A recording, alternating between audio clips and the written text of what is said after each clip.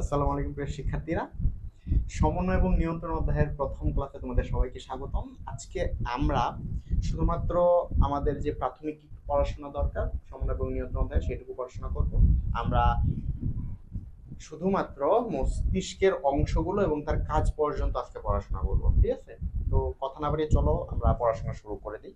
আমাদের হাতে যেহেতু সময় কম, আমরা যত তাড়াতাড়ি সম্ভব আমরা এবং যতটুকু আমাদের পড়া দরকার আমরা বুঝে বুঝে পড়ার চেষ্টা করব, ঠিক আছে?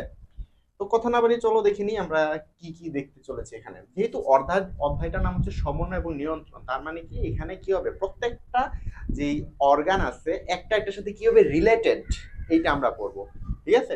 যেমন হচ্ছে আমি আগেই বলছি যে আমাদের হিউম্যান বডির প্রত্যেকটা জায়গা একটা একটার সাথে রিলেটেড থাকে। যেমন নার্ভাস সিস্টেমে যদি আমি কথা বলি, স্নায়ু আমাদের প্রত্যেকটা অর্গানের সাথে সরাসরি সংযুক্ত, তাই না? তাহলে সেই অনুযায়ী তোমার সমন্বয়টা কি হচ্ছে, সারা বডির সাথে কি হচ্ছে, কানেকশন হচ্ছে। আর এরই মাধ্যমে কি হচ্ছে, তোমার বডির একটা অংশ আরেকটা অংশকে কি করতেছে, নিয়ন্ত্রণ করতেছে। এটি আমরা এই অধ্যায়ে পড়াশোনা করব, ঠিক আছে? তোমরা প্রথমে একটা দেখো, একটা কথা আছে, উদ্দীপনা কাকে বলা হয়, রিসেপ্টর কাকে বলা হয়। রিসেপ্টর মানে হচ্ছে কি, যে রিসিভ করতে পারে, তাই না? যেই জায়গায় কোনো একটা কিছু গ্রহণ হবে, এখানে গ্রহণ বলতে রিসেপ্টর বলতে উদ্দীপনা গ্রহণটাকে বোঝানো হচ্ছে, ঠিক আছে? উদ্দীপনা সংগ্রাহক যে অঙ্গটা সেটাকে বলা হচ্ছে রিসেপ্টর, যেটা দিয়ে কি হয়, স্নায়ু দিয়ে এটা মস্তিষ্কে পৌঁছায়। তার মানে যেই জায়গায় এটা কি হবে, গ্রহণ হবে বা গৃহীত হবে, সেটাকে বলছে রিসেপ্টর, এবং সেটা লাস্টে যাবে কোথায়, মস্তিষ্কে, এবং মস্তিষ্ক থেকে আসবে, আইসা পরে যে কাজটা করবে সেটাকে বলা হচ্ছে কি, ইফেক্টর। এই দুইটা ওয়ার্ড ভালো করে মনে রাখবা, একটা হচ্ছে কি ইফেক্টর, আরেকটা হচ্ছে রিসেপ্টর, ঠিক আছে? আর উদ্দীপনা কি, উদ্দীপনা হচ্ছে এই যে সারা যেইটা নিয়ে যাওয়া হচ্ছে ওইটাই হচ্ছে উদ্দীপনা। স্টিমুলাস বলা হয় এটাকে, ঠিক আছে? যে ভিতরে বা বাইরে যে কোনো একটা পরিবর্তন এবং ওই পরিবর্তনের সাথে যে সারা দান ওইটাকে বলা হচ্ছে উদ্দীপনা। সেটা এক্সাইটেটরিও হইতে পারে, ইনহিবিটরিও হইতে পারে, ঠিক আছে? আচ্ছা, অর্থাৎ তোমাকে এটা উদ্দীপনার সাথে কি করতে পারে, তোমাকে ইচ্ছা করলে এটা কি করতে পারে, দমন করে দিতে পারে, আবার ইচ্ছা করলে এটা তোমাকে কি করতে পারে, উত্তেজনা ঘটাইতে পারে। ওকে। আচ্ছা, আমাদের যে অঙ্গতন্ত্রগুলো আছে এগুলো পারস্পরিক সহযোগিতার মাধ্যমে কি হয়, সুষ্ঠুভাবে কাজগুলো সমন্বয় হয়, ঠিক আছে? এইগুলো হইতে পারে ভৌত সমন্বয় এবং হচ্ছে রাসায়নিক সমন্বয়। ভৌত সমন্বয় যেটা, সেটা হচ্ছে কি আমাদের বডির পার্টস গুলোর মাধ্যমে যদি হয়, যেমন হচ্ছে কি স্নায়ুতন্ত্রের মাধ্যমে ঘটে ভৌত সমন্বয়টা। আর রাসায়নিক সমন্বয় যেটা, সেটা হচ্ছে অন্তঃক্ষরা গ্রন্থি বা এন্ডোক্রাইন সিস্টেমের মাধ্যমে ঘটে, হরমোনের মাধ্যমে ঘটে, ঠিক আছে? একটা হচ্ছে হরমোন আর একটা হচ্ছে স্নায়ুর মাধ্যমে। এই দুটো মনে রাখবা, ভৌত সমন্বয় আর একটা হচ্ছে রাসায়নিক সমন্বয়। ওকে। তারপর যদি আমরা দেখি এই যে আমাদের যেই ভৌত সমন্বয়টা মানে স্নায়বিক সমন্বয়, এটা নিয়ে হচ্ছে আমাদের কথাবার্তা। এখানে স্নায়ুতন্ত্র কোথা থেকে উৎপত্তি হয়, ভেরি ভেরি ইম্পর্টেন্ট। আমাদের হিউম্যান বডির কোন অংশটা কই থেকে উৎপন্ন হচ্ছে, একটোডার্ম, এন্ডোডার্ম নাকি মেসোডার্ম, ভালো করে জানতে হবে, তাই না? এই একটোডার্ম থেকে কিন্তু আমাদের নার্ভাস সিস্টেম গঠন হয়। দেখো নার্ভাস সিস্টেমটা আছে একদম কেন্দ্রে, কিন্তু সেটা উৎপন্ন হচ্ছে থেকে একটোডার্ম, মানে সব থেকে বাইরের স্তর, তাই না? ভ্রূণ স্তরের সব থেকে বাইরের স্তর থেকে এটা উৎপন্ন লাভ করছে। সো এটা আসতে পারে পরীক্ষায়, ইম্পর্টেন্ট একটা তথ্য এখানে। ওকে। আচ্ছা, এখানে দেখো স্নায়ুতন্ত্রের যদি আমি কথা বলি, স্নায়ুতন্ত্রের প্রথমে গঠনটা হবে কি, একক হচ্ছে দুই ধরনের, মানে কোষ মূলত। স্নায়ুতন্ত্রের গঠন এবং কার্যকরী এককে নিউরন বলা হয়। নিউরন হচ্ছে একটা কোষ, এছাড়া আরেক ধরনের কোষ আছে যেটাকে আমরা কানেকটিভ টিস্যু বলতে পারি, নিউরোগ্লিয়া, ঠিক আছে? এই যে মানুষের স্নায়ু। আচ্ছা, তাহলে স্নায়ুর যে কোষগুলো এটা হচ্ছে দুই ধরনের, একটা হচ্ছে নিউরন, এটা হচ্ছে নিউরোগ্লিয়া। নিউরোগ্লিয়া আবার চার ধরনের, এটা তো আমরা আগের ভিডিওতে বলছি, আজকেও আমরা পড়বো এখানে চার ধরনের নিউরো এবং নিউরোগ্লিয়া গুলো মনে রাখার টেকনিক, ঠিক আছে? তারপর দেখো এই যে নিউরন আসলে কি, নিউরন হচ্ছে এই যে স্নায়ুতন্ত্রের এই যে স্নায়বিক সমন্বয়ের প্রধান সমন্বয়কারী গঠন এবং কার্যকরী একক, ঠিক আছে? এটা দুইটা অংশ নিয়ে গঠিত। সে যেহেতু একটা কোষ, তার মানে কোষের যেহেতু যেরকম থাকে, কোষের দেহ থাকবে একটা, যেটাকে বলতেছে সেল বডি বা সোমা। আর একটা হচ্ছে প্রলম্বিত অংশ যেটাকে বলা হচ্ছে নিউরাইট। নিউরোটাই আবার কি দুই ধরনের অংশ নিয়ে গঠিত, একটা হচ্ছে এক্সন, একটা হচ্ছে ডেনড্রাইট, ঠিক আছে? আর সোমা যেহেতু সেল বডি, তার মানে সেলের মধ্যে যা যা থাকে, কোষের মধ্যে যা যা থাকে সবকিছু এখানে থাকবে, ঠিক আছে? একটা সেলের মধ্যে নরমালি তুমি কি দেখতে পাও, সাইটোপ্লাজম দেখতে পাও, ঠিক আছে? সাইটোপ্লাজম, এবং পুরো সাইটোপ্লাজমটাকে আবরণ করে রাখে কি, প্লাজমা মেমব্রেন, তাই না? আর ভিতরে কি থাকে, একটা কেন্দ্রীয় অংশ, নিউক্লিয়াস। এই তিনটা অংশই থাকে সেম, ঠিক আছে? তার মানে সেও কি একটা আদর্শ কোষ, ঠিক আছে? আর ভিতরে কি থাকে, এন্ডোপ্লাজমিক রেটিকুলাম থাকে, ঠিক আছে? এন্ডোপ্লাজমিক রেটিকুলামটা কিরকম, অমসৃণ। তার মানে কি এখানে প্রোটিন উৎপন্ন হবে না, কিন্তু মসৃণ, সরি অমসৃণ যেহেতু প্রোটিন উৎপন্ন হবে এখানে, ঠিক আছে? যদি মসৃণ হইতো তাহলে কিন্তু প্রোটিন উৎপন্ন হইতো না। এই যে তারপর হচ্ছে মুক্ত পলিরাইবোজোম, তার মানে কি যে রাইবোজোমও আছে, তার মানে কি করবে, প্রোটিন উৎপন্ন করার জন্য যা যা দরকার তার সবকিছু এখানে আছে। আর যে পলিরাইবোজোম এগুলো মিলে কি গঠন করে, নিসেল গ্র্যানিউল বা নিসেল দানা তৈরি করে। এটা আসতে পারে পরীক্ষায় যে নিসেল দানা কোথায় পাওয়া যায়, তাহলে কি বলবা, কোষ দেহ, ঠিক আছে, কোষ দেহের মধ্যে পাওয়া যায়, ঠিক আছে। এছাড়া মাইটোকন্ড্রিয়া, গলজি বডি, নিউরোফিলামেন্ট, একটা কোষের মধ্যে যা যা থাকে সবকিছু এখানে আছে, ঠিক আছে। আচ্ছা, আর প্রলম্বিত অংশটা একটু নতুন তোমাদের কাছে। প্রলম্বিত অংশ হচ্ছে ডেনড্রাইট আর হচ্ছে এক্সন। ডেনড্রাইট কি আর এক্সনটা কি? এক্সন হচ্ছে কিন্তু এই মূলত যে নালীটা, এই যে আমরা যে নালী বলে থাকি, এটা হচ্ছে এক্সন। আর ডেনড্রাইট কি? ডেনড্রাইট হচ্ছে আসলে যে শাখা প্রশাখা গুলো দেখতে পাও না, যেইটা দিয়ে আরেকটা স্নায়ুর সাথে কি হয়, একটা স্নায়ু আরেকটা স্নায়ুর সাথে যুক্ত হয়, সেটা হচ্ছে ডেনড্রাইট। আর এক্সন কি করে, ওই যে তোমার যে নার্ভের যে ইয়াটা ছিল, স্টিমুলাইটা, উদ্দীপনাটা, এটা তাড়াতাড়ি যাতে কি হয়, কন্ডাকশন হয়, পরিবহন হয়, সেটার জন্য সে কাজ করে, ঠিক আছে।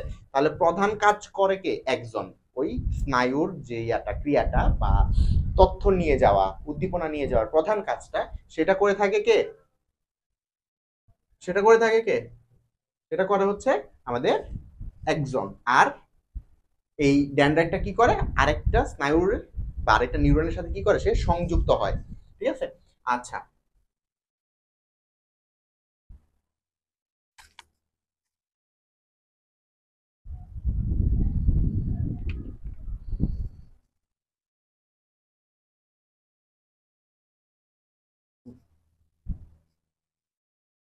এখন যদি আমরা এই ডেনড্রাইট অংশটা নিয়ে একটু আলোচনা করে, দেখো এই যে কোষদের চারদিকে যে শাখা সৃষ্টি হচ্ছে যেগুলো, অথবা অন্য একটা কোষ থেকে যদি একটা শাখায় সেখানে শেষ হয়, ওই অংশটাকে বলা হচ্ছে ডেনড্রাইট, ঠিক আছে।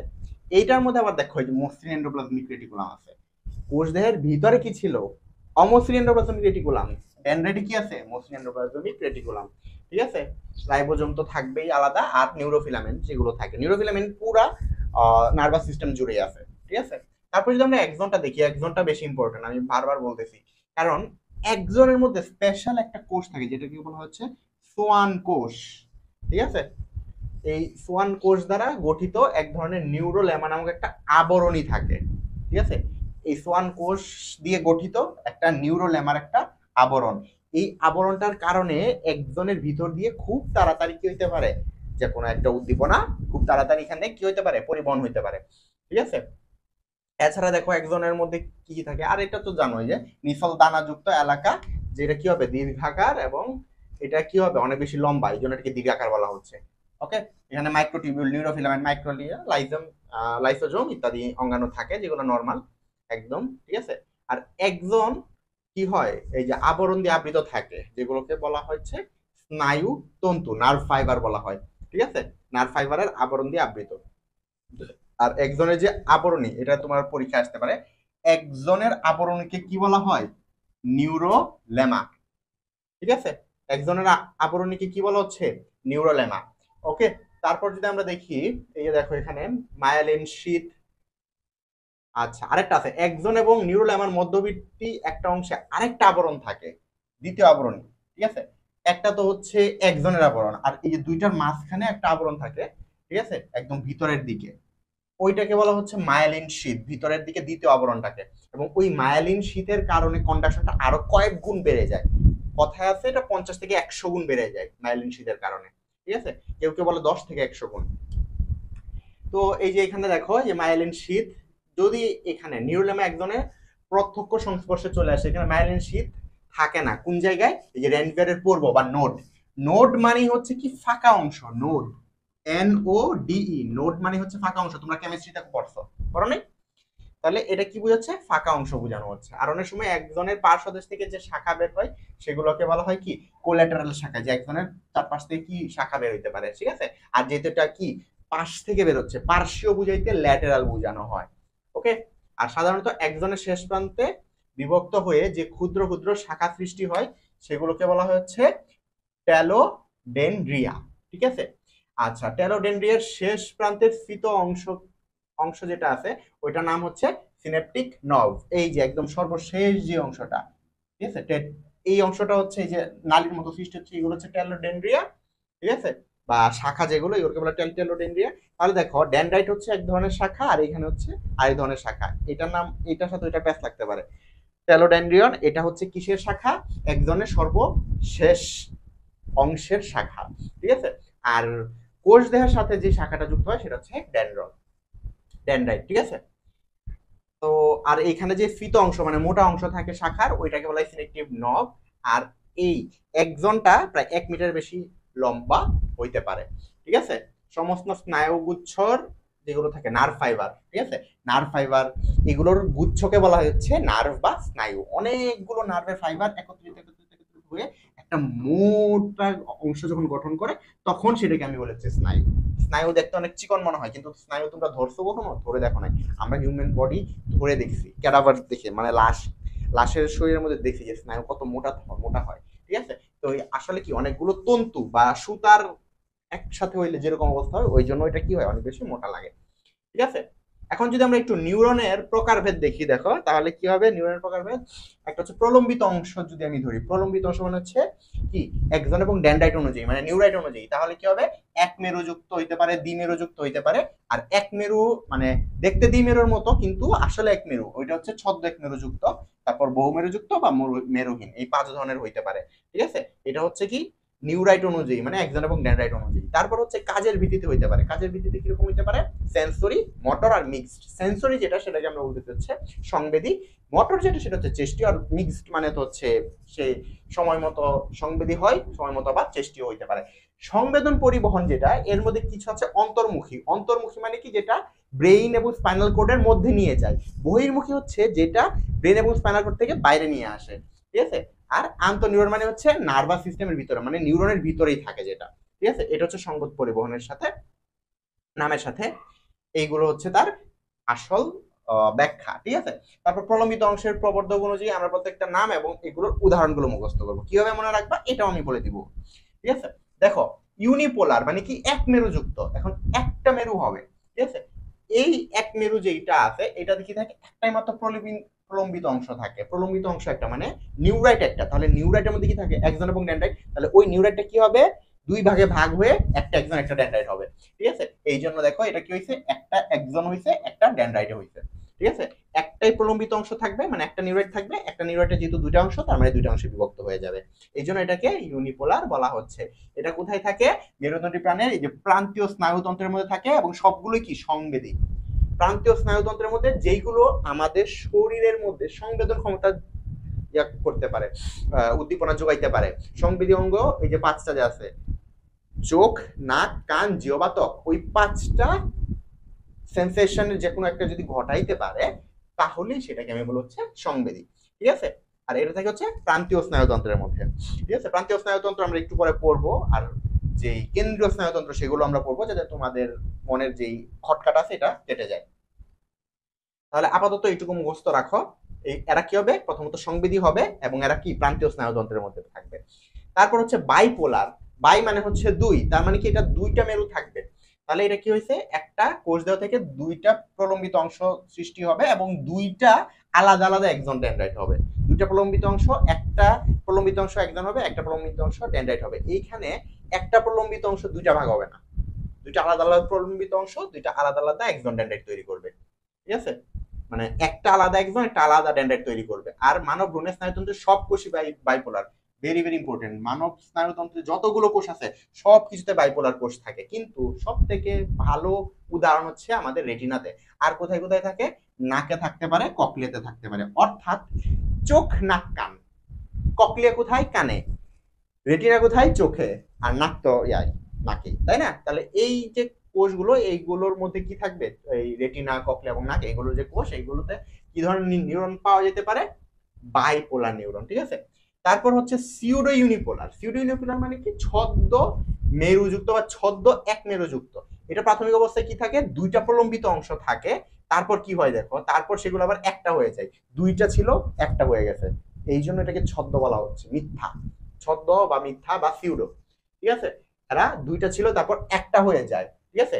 এরা দেখতে ইউনিপোলার হলেও প্রকৃতপক্ষে এগুলো বাইপোলার নিউরন থেকে সৃষ্ট, কারণ কি দুইটা ছিল দুইটা মিলে একটা হয়ে গেছে এবং এবং এরা কি এক্সন এবং ডেনড্রাইট তৈরি করে, যেরকম নরমালি সবাই তৈরি করে ওইরকমই, কিন্তু আগে দুইটা থেকে পরে একটা হয়ে যায়, এই জন্য এটাকে সিউডো ইউনিপোলার বলা হচ্ছে। কোথায় থাকে? সিউডো মানে হচ্ছে মিথ্যা। এখন বলতো এই পুরা বর্তমান জগতে কারা সব থেকে বেশি মিথ্যা প্রেমে জড়ায়, কিংবা কাদের লাইফটা সব থেকে বেশি মিথ্যায় থাকে?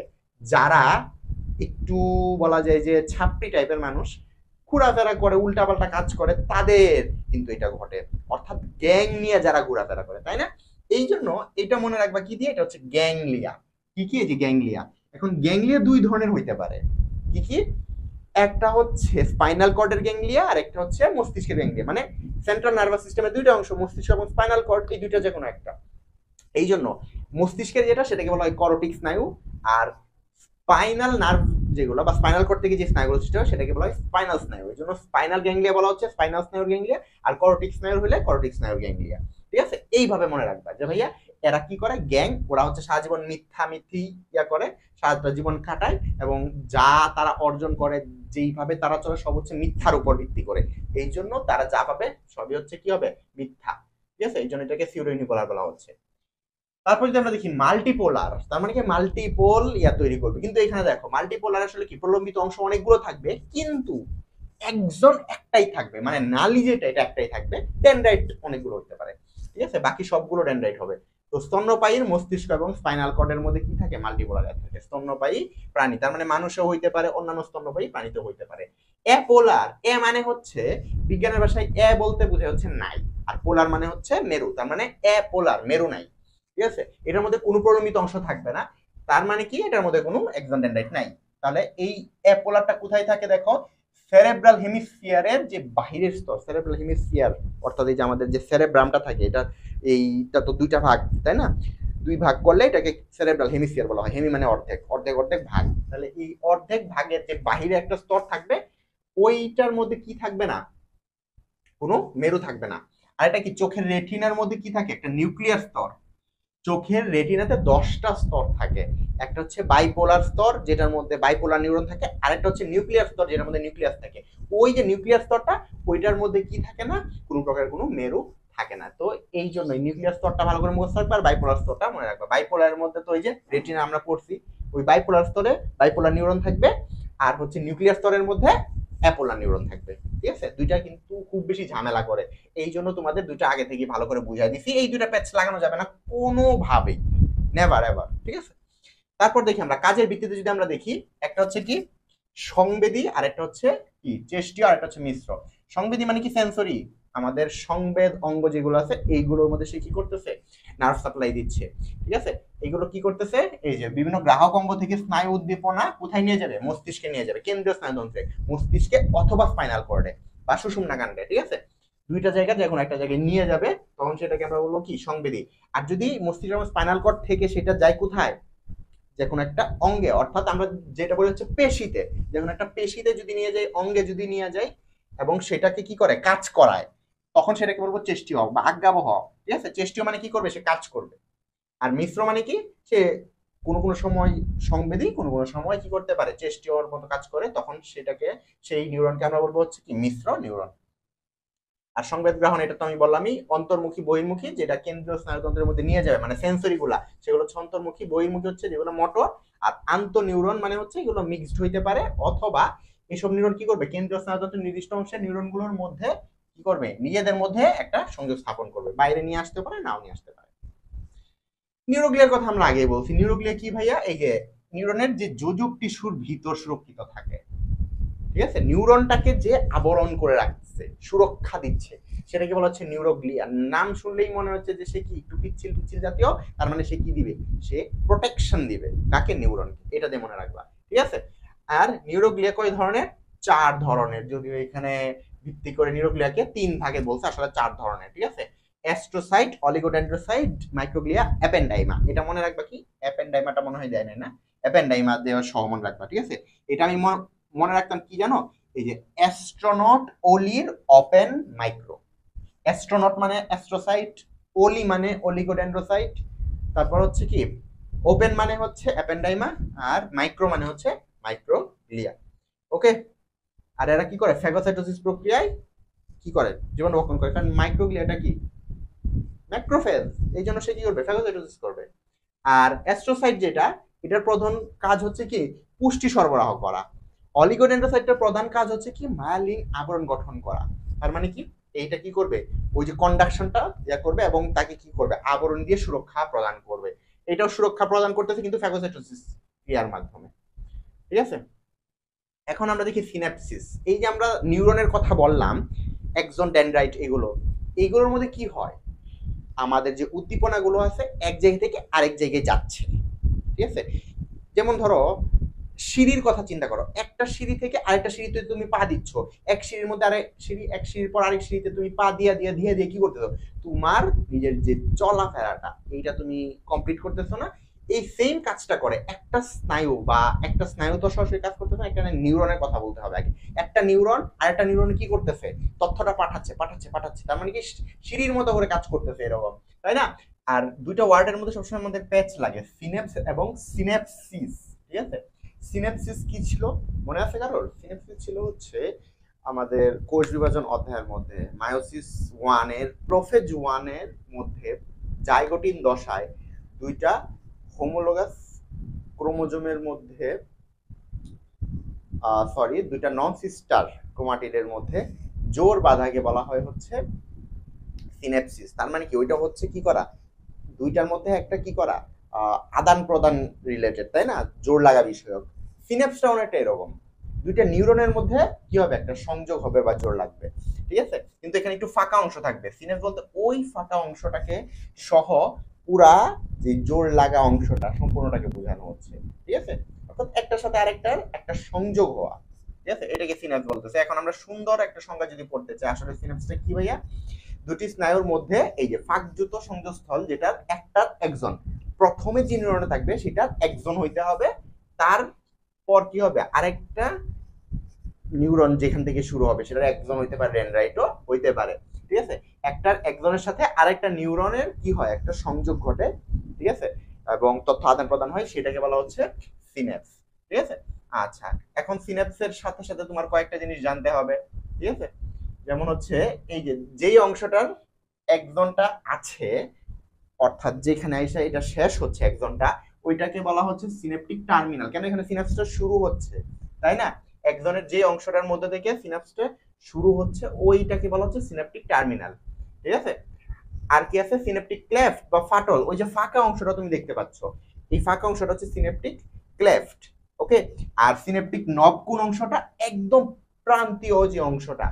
ঠিক আছে, একদম প্রান্তীয় অংশটাকে বলা হচ্ছে কি সিনেপটিক নব। এটা কিন্তু নোড না, নোড হইলে ফাঁকা অংশ হইতো, বাট নব মানে হচ্ছে প্রান্তীয় অংশ।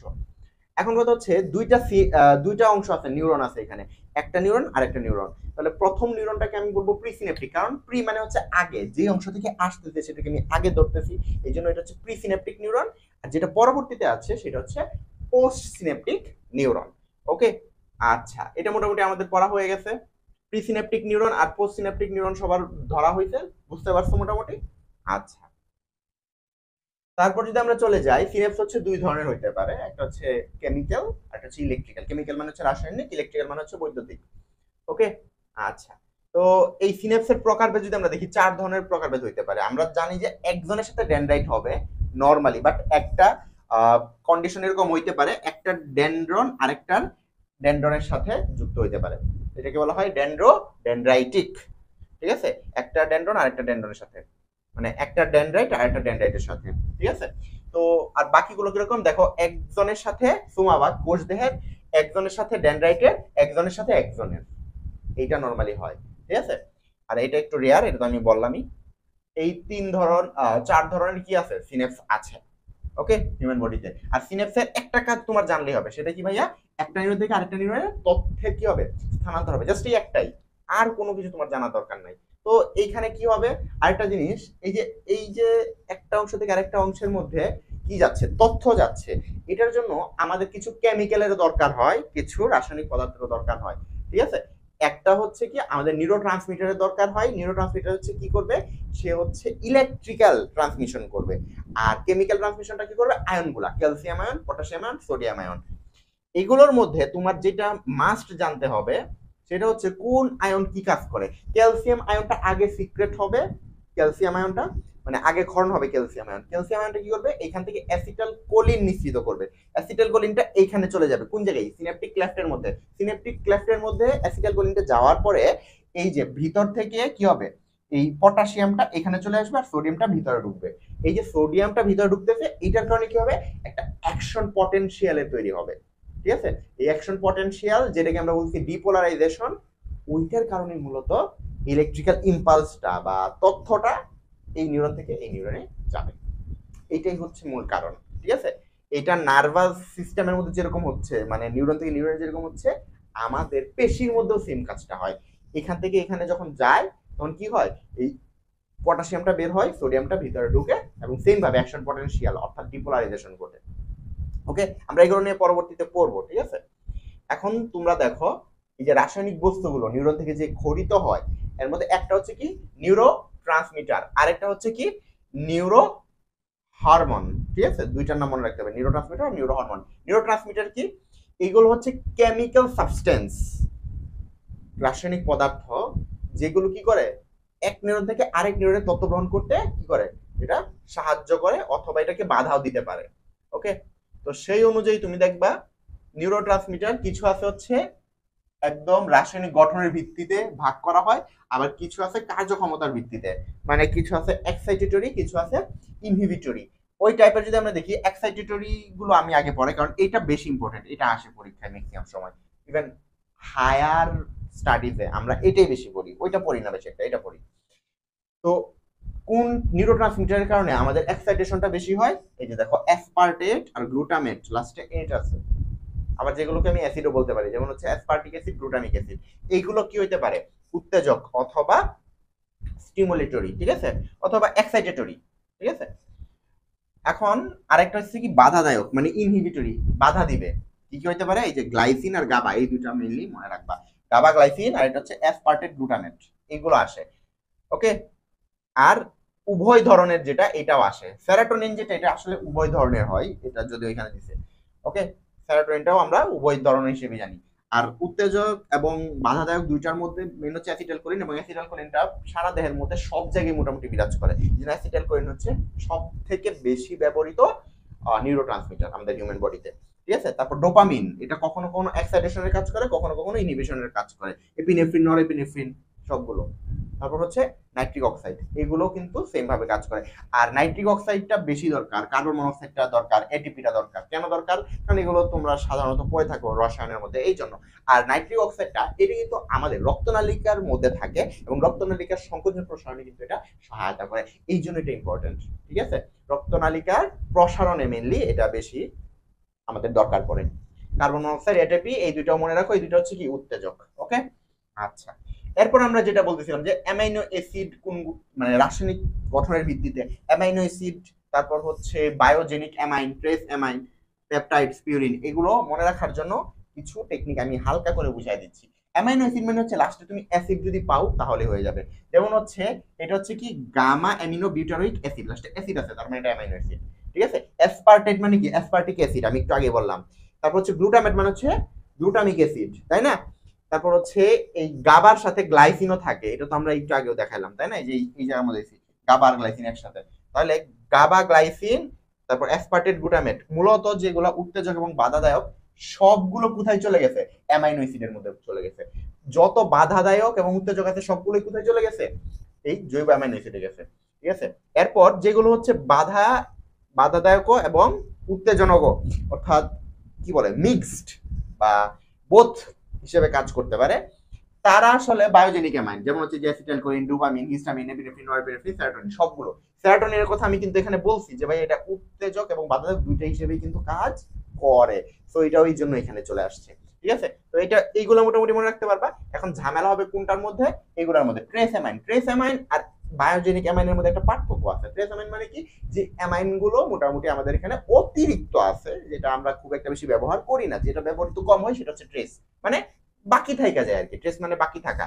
তাহলে যে অক্টাপামাইন, ফেনোলাপাইন, তারপর হচ্ছে ট্রিপ্রামিন, এগুলো আমরা নর্মালি পড়াশোনা করি কম, এগুলো আমাদের দরকার লাগে কম, এই জন্য এগুলো ট্রেস অ্যামাইন। ঠিক আছে, তারপর হচ্ছে পেপটাইডস এর মধ্যে হচ্ছে বিটা, যে এন্ডোরফিন, সাবস্টেন্স পি, ঠিক আছে, সোমাটোস্ট্যাটিন, কোলিসিস্টোকাইনিন, এগুলো কি, এগুলো হচ্ছে পেপটাইডস। ঠিক আছে, মেইনলি আসে এই অ্যামিন আর হচ্ছে মানে অ্যামিনো অ্যাসিড আর হচ্ছে বায়োজেনিক অ্যামাইন, এই দুইটা মেইনলি আসে। আর গ্যাসের মধ্যে তো আমরা এটা পড়ছি ভাইয়া, এই যে কার্বন মনোক্সাইড সিও, তারপর হচ্ছে নাইট্রিক অক্সাইড। আর এটিপি যেটা, এটা হচ্ছে অ্যাডিনোসিন ট্রাইফসফেট, তার মানে কি এগুলো হচ্ছে purine pyrimidine type nitrogenous base সম্পর্কিত, এই জন্য। ঠিক আছে, মানে আরো সুন্দর হয়ে বললে নাইট্রোজেনিক বেস বহুল, এগুলোকে যদি আমি বলতে চাই তাহলে কি হবে, এটা মূলত একই সাথে তারা রাইবোজ সুগার, একই সাথে নাইট্রোজেনাস বেস এবং একই সাথে ফসফেট যুক্ত। ঠিক আছে, আচ্ছা তারপর আমরা যদি চলে যাই আরো সহজ ভাষা বলে নিউক্লিক অ্যাসিড রিলেটেড। ঠিক আছে, তবে অ্যাডিনোসিন যেটা, এটা কিন্তু সরাসরি পিউরিন, এই জন্য আর কি এটাকে শুধুমাত্র পিউরিন নামে রাখা হচ্ছে। আর আয়নের মধ্যে একক আয়ন হিসেবে দস্তা, দস্তা মানে কি বোঝানো হচ্ছে, জিঙ্ক 2+ আয়ন। ঠিক আছে, জিঙ্কও কি হইতে পারে, এই নিউরোট্রান্সমিটার হিসেবে ব্যবহৃত হইতে পারে।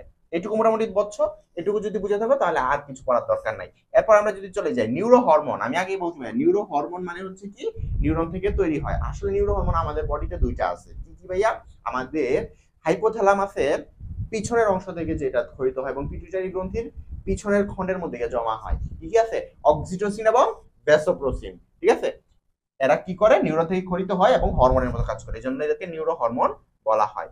আর নিউরোসিক্রেশন, যেই সকল রাসায়নিক পদার্থ নিউরন থেকে ক্ষরিত হবে সবগুলোকে আমরা বলবো নিউরোসিক্রেশন। আয়নও হইতে পারে। ওকে, সিনাপসিসের মধ্যে থেকে উদ্দীপনা পরিবহন, ভাই এখানে অনেক কিছু লিখছে। হ্যাঁ, এত কিছু আমার জানার দরকার নাই, আমি তিনটা কথা জাস্ট এখানে মনে রাখবো যে কি ভাইয়া, এই যে আমার ইয়ার ভিতরে কি বলে এটা, প্রিসিনাপটিক নিউরন যেটা, এটার মধ্যে নব আছে না, সিনাপটিক নব, ওইখান থেকে কি হবে,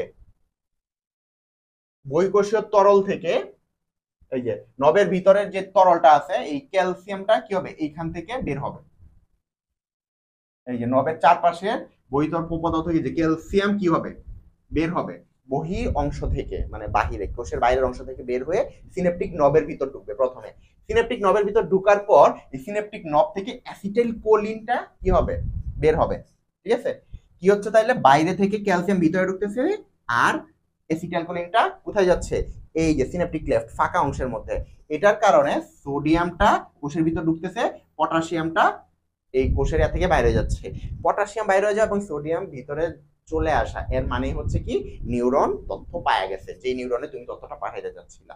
এটাই হচ্ছে কাজ, আর কোনো কিছু জানার দরকার নাই। ঠিক আছে, আর একটা জিনিস জানতে হবে, সোডিয়ামটা ভিতরে ঢুকছে, পটাশিয়ামটা বাইরে হয়েছে, এর মানে এখানে কি হয়েছে, অ্যাকশন পটেনশিয়াল তৈরি হয়েছে। এটা গাজা আব্দুল আলিম স্যারের বইয়ের মধ্যে একটু ভালো করে দেওয়া আছে। ঠিক আছে, এই যে ক্রমশ ক্রিয়া বিভব মানে অ্যাকশন পটেনশিয়ালের সৃষ্টি হবে, এটাও তোমার জানা থাকা দরকার। এটাকে আবার আমরা বলে থাকি ডিপোলারাইজেশন, এটা মনে রাখবা, ডিপোলারাইজেশন। ওকে, তো ভাইয়া মোটামুটি আমাদের ইয়াটা পড়া হয়ে গেছে, সিনাপস পর্যন্ত পড়া হয়ে গেছে। এখন আমরা স্নায়ুতন্ত্রের মধ্যে চলে যাচ্ছি। আমরা বলছি একদম ব্রেইন এবং স্পাইনাল কর্ড সহ মোটামুটি আমাদের সেন্ট্রাল নার্ভাস সিস্টেমটা আমরা পড়ায় রাখবো।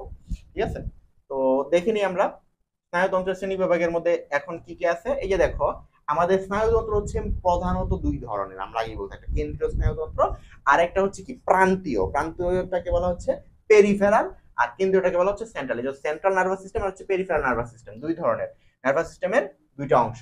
ঠিক আছে, আর কেন্দ্রীয় স্নায়ুতন্ত্রের মধ্যে তো দুইটা অংশই শুধু আছে, কি মস্তিষ্ক এবং সুষুম্নাকাণ্ড, ব্রেইন এন্ড স্পাইনাল কর্ড।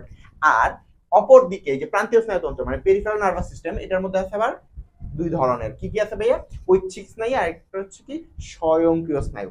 ঐচ্ছিক স্নায়ু যেটা সেটা কি হবে, তুমি তোমার নিজের মতো করে এইটাকে কি করতে পারবা, এটার অনুযায়ী কাজ করতে পারবা। আর স্বয়ংক্রিয় যেটা, এটার উপর তোমার কোনো হাত নাই, সে নিজে নিজেই কাজ করবে। যেমন অর্গানগুলা সব সারাদিন রাত কাজ করতেছে, কিভাবে করতেছে, তুমি বলতেছো যে এই তুই কাজ কর, নো, সে নিজের মতো করে কাজ করতেছে। ঠিক আছে, এটাই হচ্ছে স্বয়ংক্রিয় স্নায়ুতন্ত্রের কাজ। ঠিক আছে, তো আমরা যদি শুরু করি ঐচ্ছিক স্নায়ু বা যেটাকে আমরা বলতেছি কি সোমাটিক, এটা কি ভলান্টারিলি আমি আমার নিজের মতো করে এটাকে কি করাইতে পারবো, নড়াচড়া করাইতে পারবো, এমন স্নায়ু। ঠিক আছে, যেমন হচ্ছে এই যে 12 জোড়া করটিক স্নায়ু, ঠিক আছে, এই সবগুলোই কি সোমাটিক স্নায়ু। ঠিক আছে, আর হচ্ছে 31 জোড়া সুষুম্না স্নায়ু, স্পাইনাল নার্ভ আর ক্রেনিয়াল নার্ভ, এই টোটাল সবগুলো হচ্ছে কি ঐচ্ছিক স্নায়ু বা সোমাটিক স্নায়ুর মধ্যে পড়ে যায়। আর স্বয়ংক্রিয় স্নায়ু যেটা বা আন্তর্জন্ত্রীয় যেটা, সেটা শুধুমাত্র আমাদের শরীরের যে অর্গানগুলো আছে, ভিসেরাল অর্গান, ওইগুলোর মধ্যে নার্ভের সাপ্লাই দিবে। ঠিক আছে? ভিসেরাল অর্গান যেমন হচ্ছে তোমার হার্ট আছে, লাংস আছে, তাই না?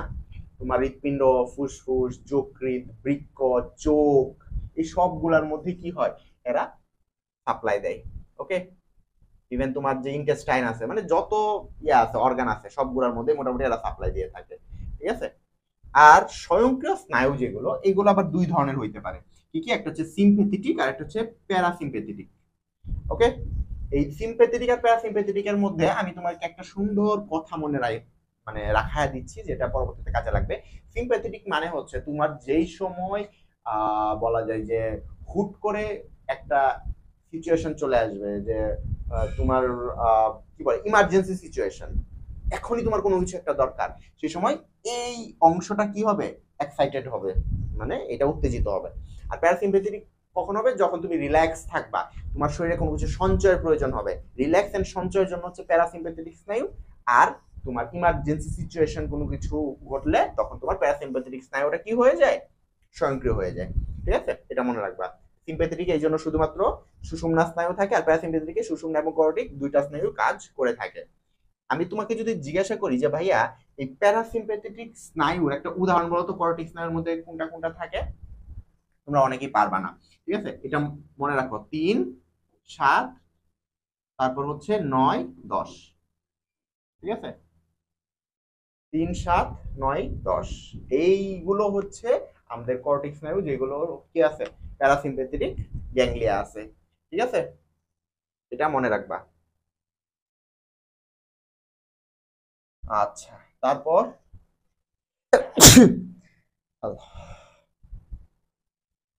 তারপর যদি আমরা দেখি কেন্দ্রীয় স্নায়ুতন্ত্র।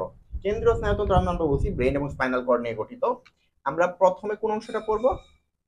চলো আমরা প্রথমেই ব্রেন এবং স্পাইনাল কর্ডের মধ্যে কমন যে জিনিসগুলো আছে সেগুলো আগে পড়ে নিব, তারপর আমরা ওইগুলোর গঠন পড়বো। আমাদের ব্রেনটা বেশি দরকার, ঠিক আছে? ব্রেনের কোন অংশে কি আছে না আছে ওইটা বেশি দরকার। স্পাইনাল কর্ডটা আপাতত খুব একটা বেশি দরকার নেই, বাট ব্রেনটা দরকার। তো দেখো, কেন্দ্রীয় স্নায়ুতন্ত্রের মধ্যে দুইটা অংশ আছে, আমরা বললাম আগে থেকেই। এবং এটা কই থেকে, স্নায়ুতন্ত্রটা কই থেকে সৃষ্টি হয় ভাইয়া? আগে আমরা বলছি ভ্রূণস্তরের অ্যাক্টোডার্ম থেকে, তাই না? এখন দেখো, আমাদের এই যে এই বরাবর একটা ইয়ে আছে, শির দ্বারা বলা হয়, মা মেরুদণ্ড বলা হয়। এই মেরুদণ্ডের ভিতরে কি থাকে? সুষুম্নাকাণ্ড থাকে, তাই না? এই যে মেরুদণ্ডটা, এইটা আসে কই থেকে? এটা কই থেকে সৃষ্টি হয়? এটা সৃষ্টি হচ্ছে নটোকর্ড থেকে। এই যে নটোকর্ড থেকে কি হয়, মেরুদণ্ডের সৃষ্টি হয়। এই নটোকর্ডের ভিতরে কি থাকে? নার্ভ কর্ড থাকে। একটা হচ্ছে নটোকর্ড, শক্ত একটা দড়ি, আর একটা হচ্ছে ভিতরে নার্ভ কর্ড, এটা কি আরেকটু তুলনামূলক একটু কম শক্ত একটা দড়ি। ঠিক আছে, ওই নার্ভ কর্ড থেকেই পরে কি হয়, ভাঁজ হয়ে একটা নিউরাল টিউব গঠন করে। কই থেকে সৃষ্টি হয়? গ্যাক্টোরাম থেকে।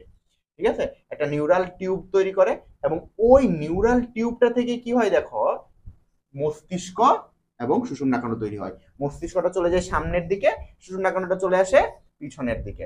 ঠিক আছে, আচ্ছা। আর এই মস্তিষ্কটা তিনটা ভাগে বিভক্ত, একটা হচ্ছে অগ্র মস্তিষ্ক, মধ্য মস্তিষ্ক, আর একটা হচ্ছে পশ্চাৎ মস্তিষ্ক। অগ্র মস্তিষ্ককে আবার অনেক সময় গুরু মস্তিষ্ক বলা হয়, মধ্য মস্তিষ্ক তো মধ্য মস্তিষ্ক, আর পশ্চাৎ মস্তিষ্ককে অনেক সময় লঘু মস্তিষ্ক বলা হয়। ঠিক আছে, তিনটা নাম মনে রাখবা। এই যে আমরা সুষুম্নাকাণ্ড এবং মস্তিষ্কের কথা বললাম, এদের আবার আবরণ আছে, আবরণে আবৃত। এদের আবরণকে বলা হচ্ছে মেনিনজেস। কি বলা হচ্ছে? মেনিনজেস বলা হচ্ছে।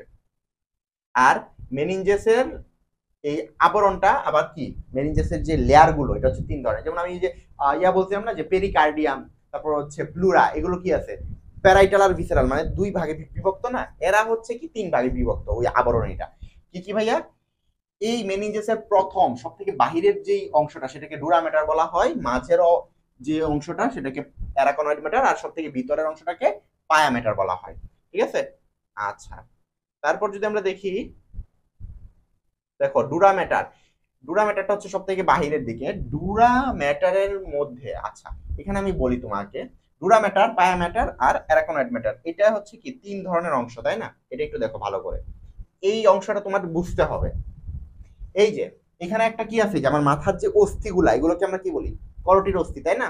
এই যে করোটির একটা অস্থি ধরো এখানে আছে, ধরো এটা কি, এটা ধরো আমাদের প্যারাইটাল অস্থি। ঠিক আছে, এই প্যারাইটালের নিচেই ধরো কি আছে, আমাদের মস্তিষ্কটা আছে, কিন্তু মস্তিষ্কের উপরে কি থাকবে, কাভারিংটা থাকবে, মানে মেনিনজেসটা থাকবে।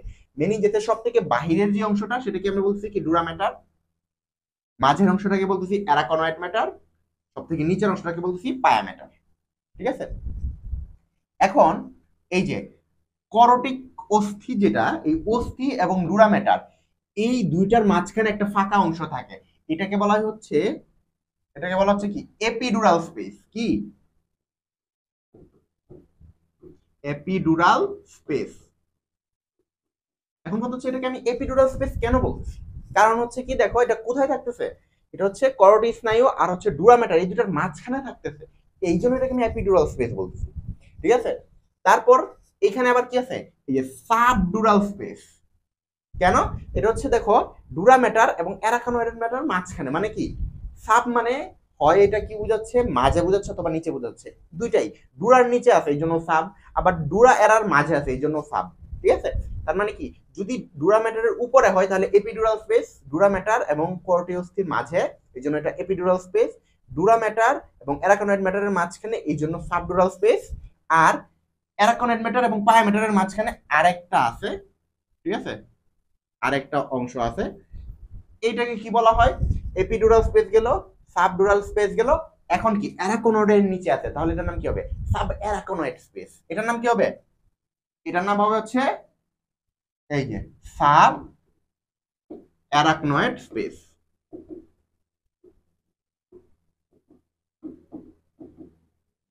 ঠিক আছে, এই তিনটা স্পেস তিনটা জায়গায় থাকে, এগুলো একটু মুখস্থ রাখতে হবে তোমার, তিনটা স্পেস আর হচ্ছে তিনটা ম্যাটারের নাম। ওকে, এর নিচে রক্তনালী, এবং রক্তনালীর ঠিক আচ্ছা রক্তনালী, সরি আমি মিস্টেক, এই যে যত রক্তনালী, তারপর হচ্ছে যে কোষ, সুন্দর সুন্দর যে জিনিসপত্রগুলো সব থাকে কোথায়, অ্যারাকনোয়েড ম্যাটার একদম মাঝের যে লেয়ারটাতে। আর পায়া ম্যাটারের ঠিক নিচে কি থাকে, সেরেব্রাল কর্টেক্স, মানে কি এইখান থেকে হচ্ছে ব্রেন শুরু। এই যে পায়া ম্যাটার ঠিক নিচ থেকে কি এই সম্পূর্ণটা হচ্ছে ব্রেন।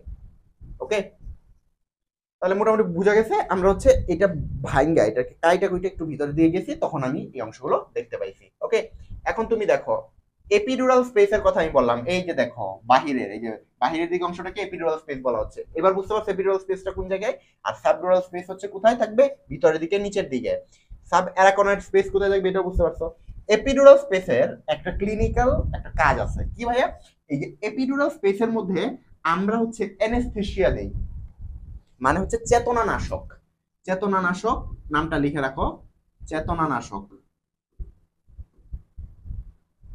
Oblique anaesthesia. তোমাকে যে কোনো সার্জারি করতে গেলেই আগে কি করতে হবে, অ্যানেস্থেসিয়া দিয়ে নিতে হবে।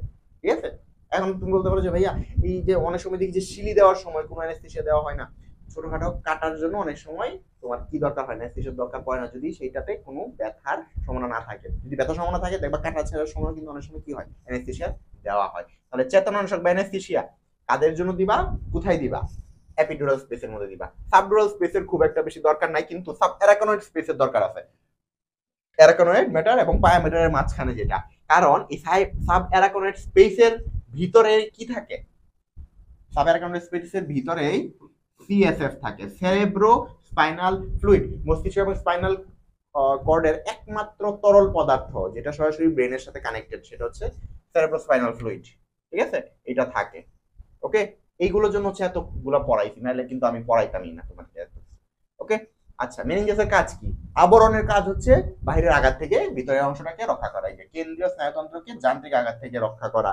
তারপর কেন্দ্রীয় স্নায়ুতন্ত্রে পুষ্টি সরবরাহ করে, এই পুষ্টিটা কিভাবে দেয়, এই সেরেব্রোস্পাইনাল ফ্লুইডের দ্বারা, এই যে সেরেব্রোস্পাইনাল ফ্লুইড ক্ষরণ করে।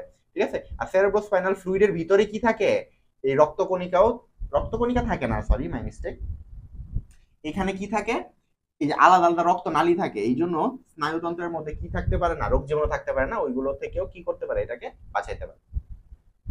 হোয়াট ইজ মেনিনজাইটিস, লাস্টে আইটিস আছে, তার মানে কি এটা প্রদাহ, এখন কার, মেনিনজেসের, এই জন্য মেনিনজেসের প্রদাহকেই বলা হচ্ছে মেনিনজাইটিস, বিভিন্ন কারণে হইতে পারে।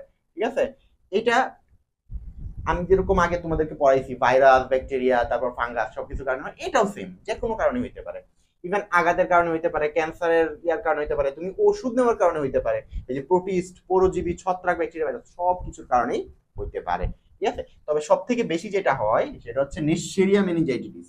তোমরা নেসেরিয়া গনোরিয়া পড়ছো, গনোরিয়া রোগের সৃষ্টি করে, আর নেসেরিয়া মেনিনজাইটিস সেটা কি করবে, মেনিনজেসের সৃষ্টি করবে। আর এই যে নেসেরিয়া মেনিনজাইটিস এটা কি, ব্যাকটেরিয়া, এটা মনে রাখবা। ঠিক আছে, এটা সব থেকে বেশি ইম্পর্টেন্ট, কোন ব্যাকটেরিয়ার কারণে আমাদের মেনিনজাইটিস হয়। তারপর যদি আমরা দেখি এই যে মস্তিষ্কের মধ্যে যদি কোনো রোগ হয় তখন সেটাকে আমি কি বলবো? আচ্ছা, এখন তোমাকে এটা তো আমি ধরলাম যে মেনিনজাইটিস হচ্ছে মেনিনজেসের প্রদাহ। তোমাকে যদি কখনো এইটা প্রশ্ন করা হয় যে ভাইয়া মস্তিষ্কের প্রদাহকে কি বলা হয়, মস্তিষ্ককে কি নামে রাখা হচ্ছে একটু দেখো তো। যে মস্তিষ্ককে বলা হচ্ছে এনকেফাল বা এনসেফাল, তাহলে এটার নাম কি হবে? এনসেফাল, মস্তিষ্কের প্রদাহ, তার মানে কি এনসেফালাইটিস। এনসেফালাইটিস কিসের প্রদাহ ভাইয়া? মস্তিষ্কের প্রদাহ। এনসেফালাইটিসও বলা হয়, আবার অনেক সময় এনকেফালাইটিসও বলা হয়। মানে এটা সিই কে অনেকে কে ডাকে, অনেকে সি ডাকে, সেই অনুযায়ী এনকেফালাইটিস এবং এনসেফালাইটিস দুইটা নামেই ডাকা যাইতে পারে। তো মস্তিষ্কের প্রদাহ হচ্ছে কি এনকেফালাইটিস বা এনসেফালাইটিস, ঠিক আছে। আর মস্তিষ্ক আসলে কি ভাইয়া? ওই যে আমাদের মাথার মধ্যে যে এত সুন্দর একটা অংশ আছে যেটা কি করে আমাদের ক্রেনিয়ার ভিতরে সুরক্ষিত হয়ে আছে এবং আমাদের সকল কার্যাবলী নিয়ন্ত্রণ করে, সব ব্রেন নিয়ন্ত্রণ করতেছে। এইটাকে বলা হচ্ছে কি ব্রেন বা এনসেফালন, ঠিক আছে। আমাদের পুরো হিউম্যান বডির যত ওজন তার প্রায় 2%ই হচ্ছে কি ব্রেনের, এবং এটার মোট ওজন হচ্ছে আমরা ধরতে পারি প্রায় 1.5 কেজির মতো, তবে এটা লেখা আছে 1.3 থেকে 1.4 কেজি। এটা হচ্ছে মানুষভেদে একটু পার্থক্য হয়, ঠিক আছে। আর আয়তনটা কত? আমাদের হচ্ছে 1500 সিসি পুরুষদের আর 1300 হচ্ছে মহিলাদের। ইয়া কত থাকে? 100 বিলিয়ন থাকে নিউরন। নিউরন কত থাকে? 100 বিলিয়ন, এটা মনে রাখবা। ওকে, আচ্ছা। এখন আমরা যদি মস্তিষ্কটা আরেকটু সুন্দর করে ভাগ করে পড়তে চাই তাহলে কি কি আসবে দেখো। একটা হচ্ছে প্রোজেনসেফালন বা অগ্র মস্তিষ্ক, একটা হচ্ছে মধ্য মস্তিষ্ক বা মেসেনসেফালন, আর একটা হচ্ছে পশ্চাৎ মস্তিষ্ক বা রম্বেন সেফালন। ওকে, এইগুলো হচ্ছে মস্তিষ্কের অংশের নাম। যেটা সামনের মস্তিষ্ক এটাকে ফোর ব্রেনও বলা হয়, আবার প্রোজেনসেফালন বলা হয়। প্রো আমরা অনেক সময় বলি যে প্রি প্রি দিয়ে সামনেরটা বুঝায় ভাইয়া, তাহলে এখানে প্রো হচ্ছে কেন? ওই যে একটু চেঞ্জ করে আর কি নামটা দেওয়া হইতো, যেটা তোমরা বুঝতে পারো আর কি। প্রি এর সাথে মনে রাখবা প্রো। আর মধ্য মানে হচ্ছে ম্যাথ। ম্যাথ মানে হচ্ছে কি মাঝামাঝি বুঝাচ্ছে। যেমন হচ্ছে যে তোমরা ইয়া পড়ছো না, ওই যে মেসোডার্ম, একটোডার্ম, এন্ডোডার্ম, মেসোডার্ম। মেসোডার্মটা মাছে ছিল এই সেম, এখানে হচ্ছে মেসেনসেফালন। আর রম্বেনসেফালন যেটা সেটা হচ্ছে পশ্চাৎ। এটা নতুন ওয়ার্ড, এটা মনে রাখবা। ওকে, আবার এই যে আমরা অগ্র মস্তিষ্ক বা ফোর ব্রেন পড়লাম, এটাতে তিনটা অংশ থাকে: সেরেব্রাম, থ্যালামাস, হাইপোথ্যালামাস। থ্যালামাস এবং হাইপোথ্যালামাস অল্প অংশ, যেটা সরাসরি সেরেব্রামের ভিতরেই কি করে অবস্থান করে। সেরেব্রামের ভিতরে না, মানে সেরেব্রামের নিচে আর কি, ঠিক আছে। আর মধ্য মস্তিষ্কের মধ্যে কি কি আছে? সেরেব্রাল প্যাডাঙ্কল, কর্পোরা কোয়াড্রিজিমিনা আর সেরেব্রাল ইকুইডাক্ট, এই তিনটা অংশ থাকে। আর পশ্চাৎ মস্তিষ্কের মধ্যে সেরেবেলাম, পন্স আর মেডুলা, এই তিনটা থাকে। ওকে, আচ্ছা। তাহলে এই হচ্ছে মোটামুটি আমাদের পড়া। তারপর আমরা যদি দেখি অগ্র মস্তিষ্ক, এই অগ্র মস্তিষ্কের তিনটা অংশ, তিনটা অংশেরই তোমার কি জানতে হবে? কাজ জানতে হবে, এবং এদের যদি গুরুত্বপূর্ণ কোনো তথ্য থাকে সেটা জানতে হবে। তাহলে আমরা যদি দেখি, দেখো তো সেরেব্রাম, এই সেরেব্রাম কি ছিল দেখো, দুইটি পাশাপাশি অবস্থিত মস্তিষ্কের সবচেয়ে বড় অংশ, এই যে সবটুকু অংশ, সবচেয়ে বড় অংশকেই বলা হচ্ছে কি আমাদের সেরেব্রাম, ঠিক আছে। মস্তিষ্কের সব থেকে বড় অংশ। আমরা মস্তিষ্কের একটা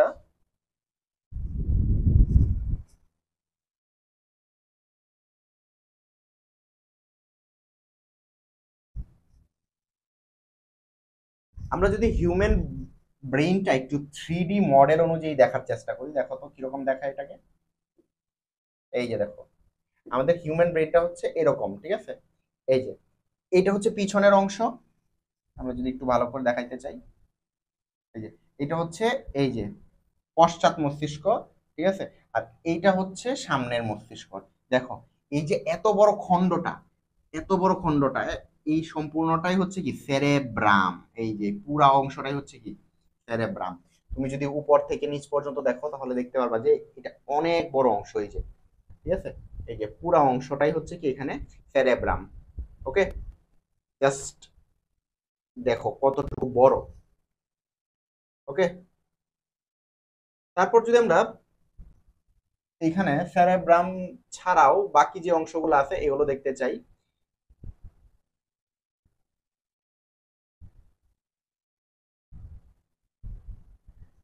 এই এই সেরেব্রামের ঠিক ভিতরের দিকে আমি যেটা বলছিলাম যে ভাইয়া একদম ভিতরের দিকে হচ্ছে এই ইয়াটা থাকে, থ্যালামাস হাইপোথ্যালামাসটা থাকে একদম ভিতরের দিকে। এই যে দেখো,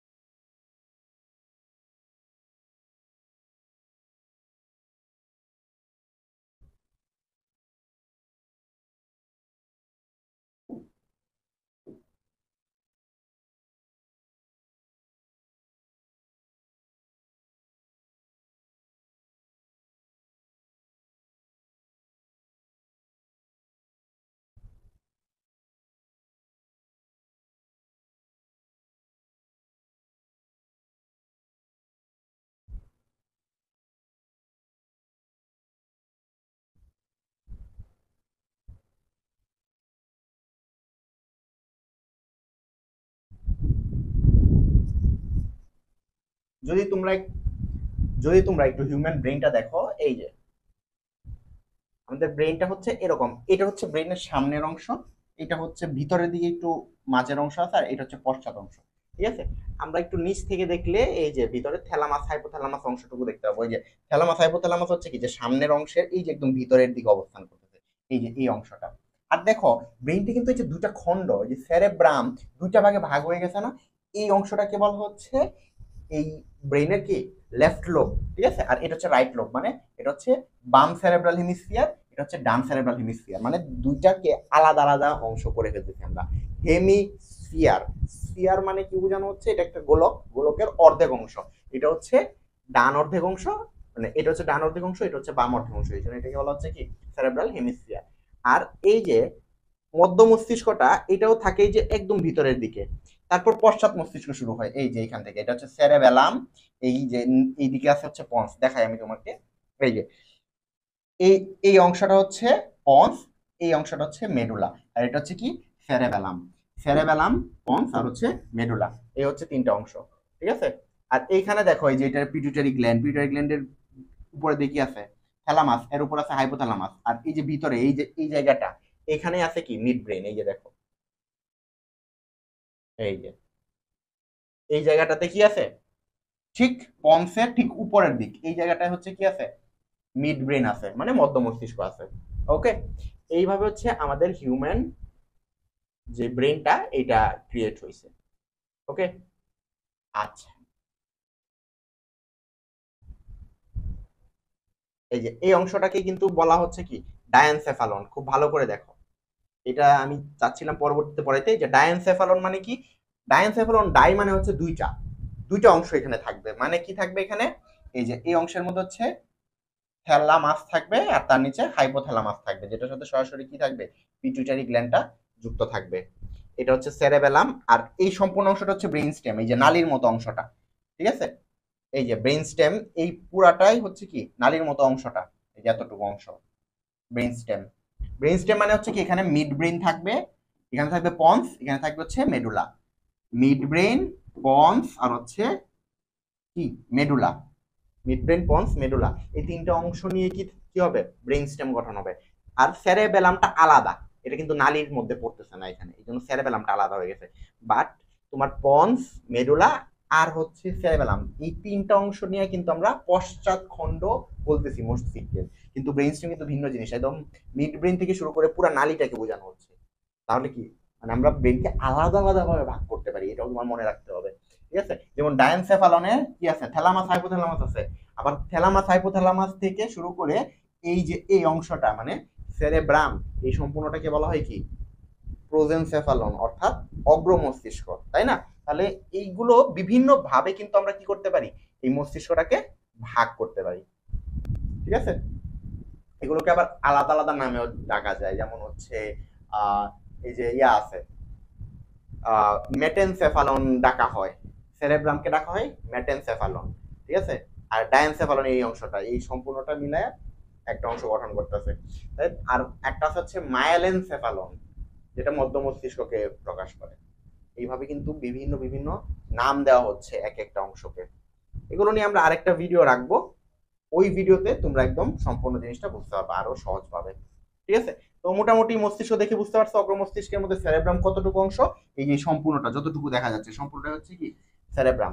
সেরেব্রামে আবার চারটা লোব থাকে, বা চারটা মানে অংশ থাকে আর কি। এই যে frontal lobe, parietal lobe, frontal লোবটা ফ্রন্টাল যে অস্থি আছে এটার নিচে থাকবে, প্যারাইটালটা প্যারাইটাল অস্থির নিচে থাকবে, অক্সিপিটালটা অক্সিপিটাল অস্থির নিচে থাকবে, আর এইটা যেটা এটা হচ্ছে টেম্পোরালটা টেম্পোরাল অস্থির নিচে থাকবে। চারটা অস্থির নিচে চারটা অংশ থাকবে। ঠিক আছে, শুধু অ্যাথমোসফেরয়েডেরই কোনো কিছু থাকবে না আর কি, বাকি সবগুলো লোব থাকবে সেরেব্রামে। ঠিক আছে, আর এখানে দেখো পশ্চাৎ মস্তিষ্কের মধ্যে এই যে তিনটা, সেরেবেলাম, মেডুলা অবলঙ্গেটা, আর এই জায়গার মধ্যে আছে হচ্ছে পন্স। ওকে, আরো ভিতরের দিকে হচ্ছে মিড ব্রেন আছে বা মধ্য মস্তিষ্ক আছে। এখন আমরা একটু ভিতরের মুখস্থের টপিক গুলো একটু পড়ে নিই। দেখো সেরেব্রাম, সেরেব্রামের কাজ মুখস্থ রাখতে হবে, আর হচ্ছে গুরুত্বপূর্ণ তথ্য, গুরুত্বপূর্ণ তথ্যের মধ্যে কি, যে সেরেব্রাল হেমিস্ফিয়ার, আলাদা আলাদা দুইটা খণ্ড, দুইটা খণ্ডকে আলাদা আলাদা ভাবে হেমিস্ফিয়ার বলা হয়। হেমি মানে হচ্ছে অর্ধেক বা খণ্ডাংশ, অর্ধেক খণ্ড। সেরেব্রাম হচ্ছে মস্তিষ্কের সবচেয়ে বড় অংশ। ঠিক আছে, এবং মস্তিষ্কের প্রায় 80% সেরেব্রাম।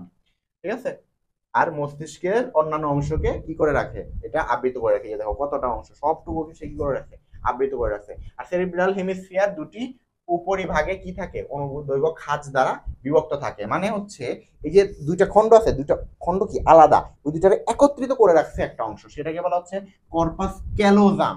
কর্পাস ক্যালোজাম কি ভাইয়া, এটা হচ্ছে কি এই একটা খাঁজ যেটা দ্বারা পৃথক থাকলেও এটা কি হয়, এটা হচ্ছে এই স্নায়ুগুচ্ছ দ্বারা যুক্ত। মানে কর্পাস ক্যালোজাম দিয়ে কি হয়, এই সেরেব্রাল হেমিস্ফিয়ার দুইটা যুক্ত হয়ে একটা সেরেব্রাম গঠন করছে। ঠিক আছে, আলাদা আলাদা দুইটা, তো দুইটা আলাদা আলাদা কি, দুইটা আলাদা আলাদা হেমিস্ফিয়ার, কিন্তু দুইটা যখন একত্রিত হয়ে গেছে তখন একটা সেরেব্রাম হয়ে গেছে, তাই না? এইটাই হয়েছে। কেন হয়েছে, কিসের জন্য হয়েছে, এই কর্পাস ক্যালোজামের কারণে। এটা আসছে 2018 সালে মেডিকেল ভর্তি পরীক্ষায়। ঠিক আছে, আর প্রতিটি সেরেব্রাল হেমিস্ফিয়ারের ভিতরে কি থাকে, তরলপূর্ণ একটা প্রকোষ্ঠ থাকে। ঠিক আছে, যেটাকে বলা হচ্ছে পার্শ্বীয় প্রকোষ্ঠ। এই প্রকোষ্ঠের আরেক নাম হচ্ছে ভেন্ট্রিকল। ভেন্ট্রিকল, এটা কিন্তু আবার আমাদের হার্টের ভেন্ট্রিকল না, এটা হচ্ছে ব্রেইনের ভেন্ট্রিকল। ভেন্ট্রিকল বা প্রকোষ্ঠ বা ফাঁকা অংশ, এটার মধ্যে কি হয়, তরল গ্যাস যুক্ত হইতে পারে।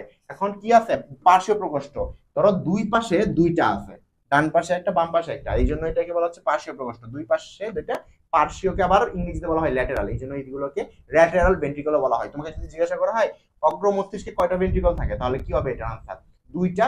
এবং দুইটার নামে কি, পার্শ্বীয় ভেন্ট্রিকল বা ল্যাটেরাল ভেন্ট্রিকল।